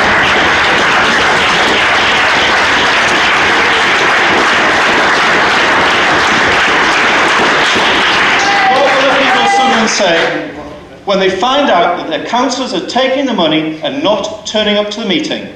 And you know, they'll be putting around another leaflet without a legal imprint on it, without legal imprints on it, and they can put that on their leaflets without a legal imprint on it. That's what they can do. But Madam Mayor, the sensible thing to do is for the opposition to take up the places on the scrutiny, to turn up and to do the work. Thank you, Madam Mayor.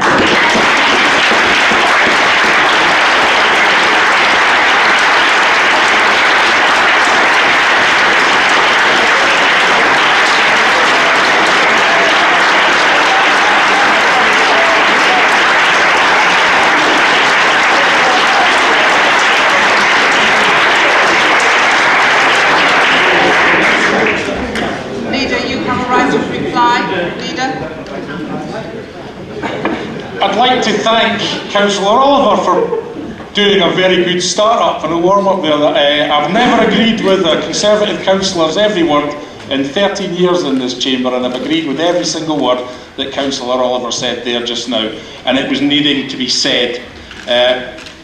I wasn't saying that scrutiny was being brought into disrepute, Councillor Hodson. I was saying Councillor O'Brien and Councillor Hodson are bringing themselves into disrepute by their behaviour. By them deciding that they can pick and choose when they think they should be councillors, when you sign that book upstairs which says an entirely different thing about your responsibilities to this city, to the people who elect you and the people that you look after, and that includes their children. And for you to decide, no, I'm just going to play semantics, I'm going to play word games about it, we're going to scrutinise whilst not being on scrutiny. As I said, I hope their electorate see you for what you are, and you get bit by this big time, because I'm sure people will not put up with it.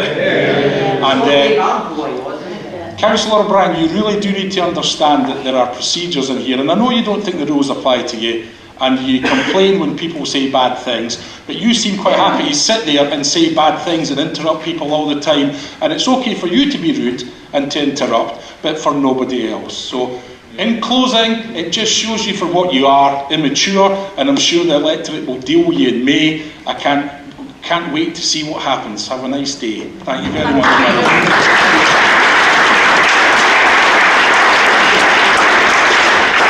We are now going to vote on option 1, which is option to place a Conservative councillor on the scrutiny committee. So we're voting for option 1.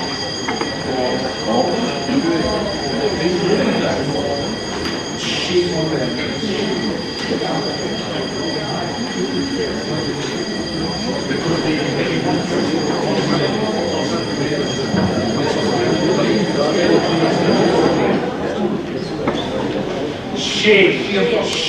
lot of you. Madam Mayor, there are 57 votes in favour, there are 6 votes against, and in the circumstances, because the motion proposed an alternative arrangement, it's not carried. Hand back your allowances, all of you. Hand them back for not doing the job that you think that you're supposed to do for the city. That's a disgraceful response. So because there are 6 against, then motion 1 is defeated. Does anyone wish to move any other options as set out in the report?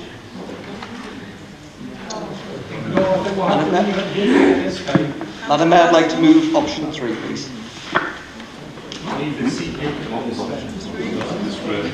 Is that seconded, Councillor Hassel? I'm happy to second it, Mayor Sonner. Wish to speak on option 3, Councillor Hassel? I would, thank you, Mayor. We do intend to leave the seat vacant, and I'd like to take a moment to explain why. It's clear by the way that this issue has been dealt with, and that this council has either completely missed the point of Stephen's actions or this matter, or it's just desperately trying to deflect from the shambles that is scrutiny in children's services. The fact that many here have often hidden behind full outrage and insincere dismay tells its own story, and it proves the view of many in this city that the council appears to be happy to continue on ahead with no intention of change. We were told in 2015 that there were serious issues in children's services and children at risk of harm.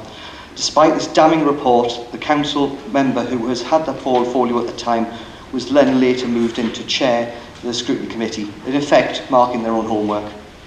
Earlier this year, Ofsted came back again, and in their report, they called out major failings in how this council is caring for children, and agreeing scrutiny was specifically identified as an area desperate for improvement. Stephen has chosen to take a stand. It may not be popular, but he has done this to make clear his strength of feeling on this and to point out that something does need to change. It's not something you do lightly, and he has made a commitment to attend as a member of the public, and he did do that. Now, this doesn't stop us from scrutinising. And at the meeting, we heard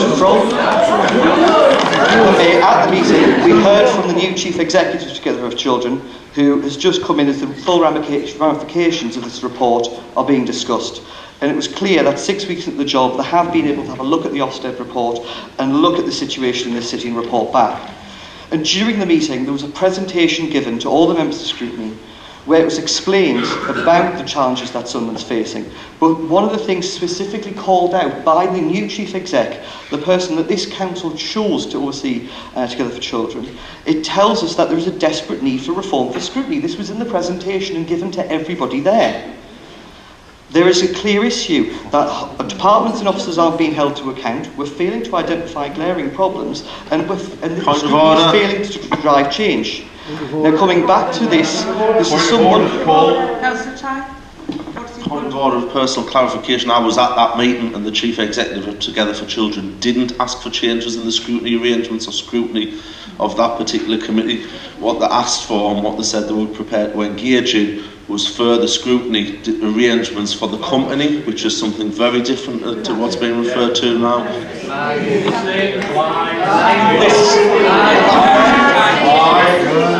Madam Mayor, this is semantics if there ever was one. The new chief exec came out and said that we need a unified approach to scrutiny of children's services. It's not just about Together for Children and children's services. The CCG needs to be in the room to look at how, and I believe it was Councillor Roundtree talked very strongly about mental health care for children. And the Together for Children exec said, we are not responsible for that, it's the CCG. They need to be in the room. We need to bring public health into the room, and we need to bring adult services into the room, look at how we hand these children over into adulthood as they come out of care. We need a greater level of scrutiny, an overarching look, not just at Together for Children and children's services, but a whole journey-led look. And that is what was being expressed. And that is clearly calling out as a challenge.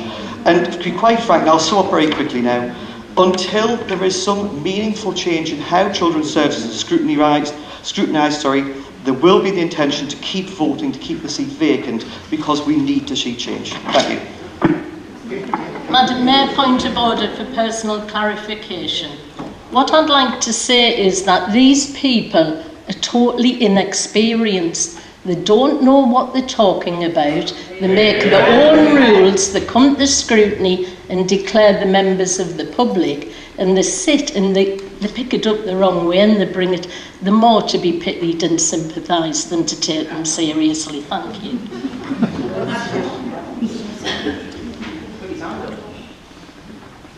Councillor Francis and Councillor Francis.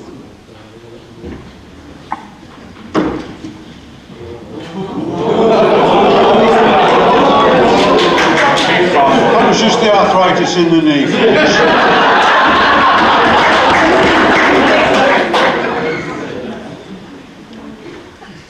Referring to the last meeting of the Children's Scrutiny Committee,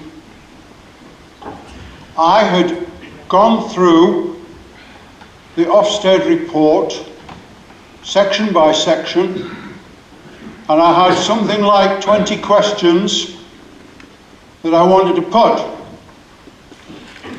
And as is normal, the chairman turned to me at the end of the question session. Had I anything to add? And I was left with one question. Such was the high quality of the questions and the scrutiny that was put by the members of that committee.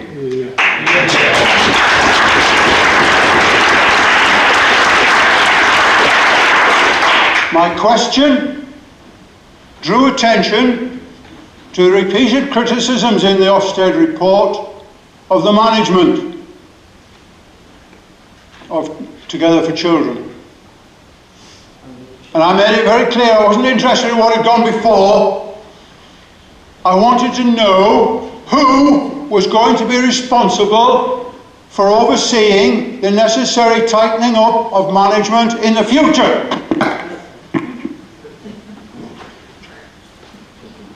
And the CEO promised to give me that information.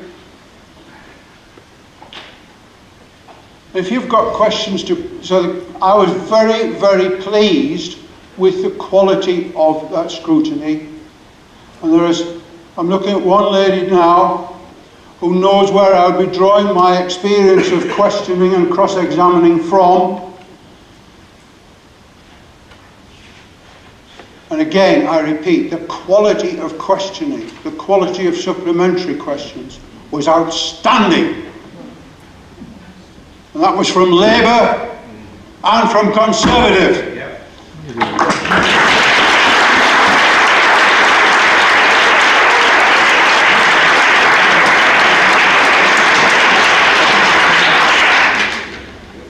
So we'll now go to a vote as to whether you wish to leave this seat vacant as proposed by the Liberal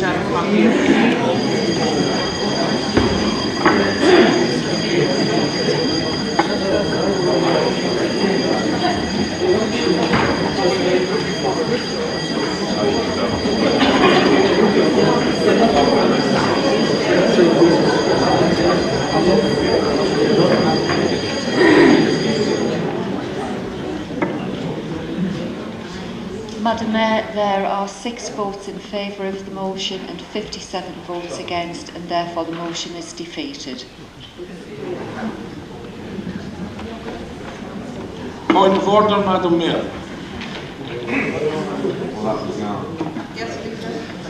I believe we're at an impasse. How do we deal with this? Because the Labour group will not vote to leave this vacant, because we would be as guilty as them of then abrogating our responsibilities to the children's services. So I'm curious as to what city solicitors can decide as an outcome. Thank you. Leader, I believe... Can I just make a suggestion, Madam Mayor? Am I right in thinking... Leader, it's the Leader's prerogative to name someone to be appointed to that panel. You can move that. Thank you, Madam Mayor. If that's the case, I will name Councillor Oliver, who's already offered to do so, if Councillor Oliver will accept that. Thank you very much, Madam Mayor. Sorry, Madam Mayor, perhaps if I could clarify for the meeting, the other option that hasn't been moved is option 2. If a member wished to move that a Lib Dem do be appointed to that scrutiny committee, that could be moved. Otherwise, but it's only possible to nominate a Conservative member if the alternative arrangements have been agreed. So is there no Lib Dem to be nominated to that scrutiny?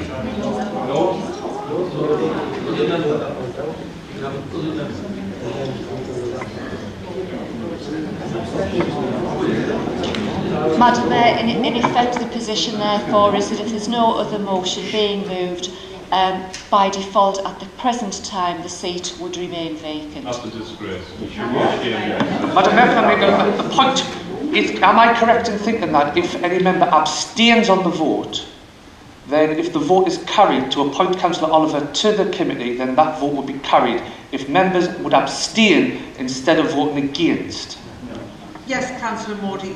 If anyone votes against, then we cannot proceed. If everyone abstained, then we can proceed. So if the Liberals abstain, then we would be able to appoint. But they won't abstain because they want the seat to remain vacant.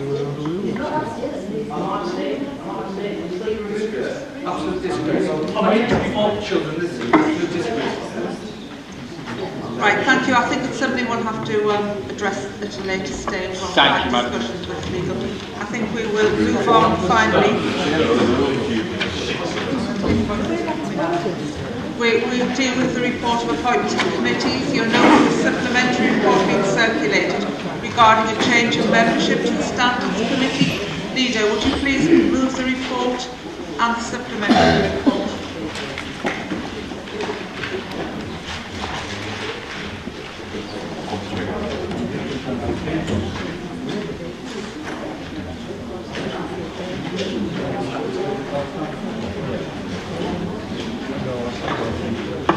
My apologies, Madam Mayor. Could you repeat what you said? I couldn't hear. Shall I read the it's in addition to the appointments previously reported on the main agenda, Council is requested to replace Councillor Stephen O'Brien, the Liberal Democrat, and other group members on the Standards Committee with Councillor Hodgson. Is that agreed? No.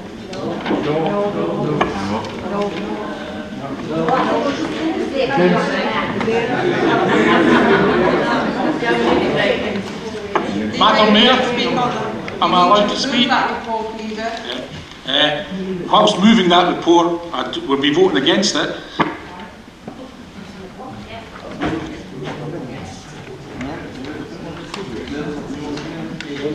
Madam Mayor, can I make an amendment to the recommendation that we leave Councillor O'Brien in place on this committee? He's stepping off on too many committees here. He's got a representation to the council.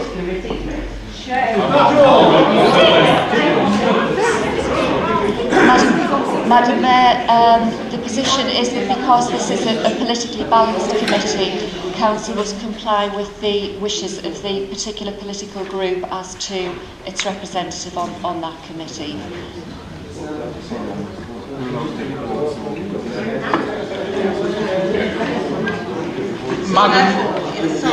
Sorry, Madam Mayor, I couldn't hear what the City Solicitor was saying there. If she could repeat what she'd said so the group can hear, please. Yes, Madam Mayor, the position is that the Standards Committee is a politically balanced committee and therefore the Council must comply with the nominations of the political group as to its appointment to that committee. The group is entitled to make mid-year changes to its appointments. Madam Mayor, so does that mean we have to accept this proposal? Is that what the City Solicitor is saying?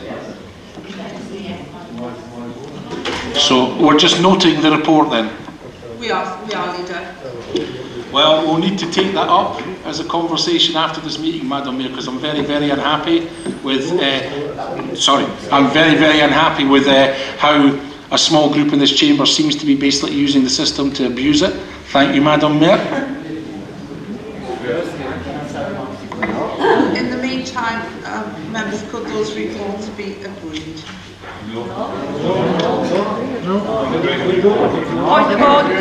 Point of order, Madam Mayor. Point of order. I'm just wondering how we've got two reports sitting back to back, and one we've got to observe political balance, and on the other one we can not observe political balance. It makes a mockery of the whole system, Madam Mayor.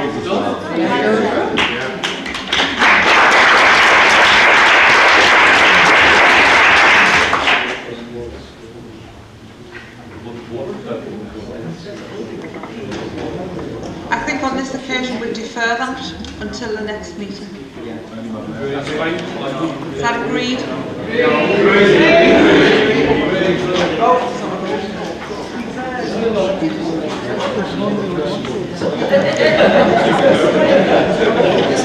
Ladies and gentlemen, that is the end of the meeting.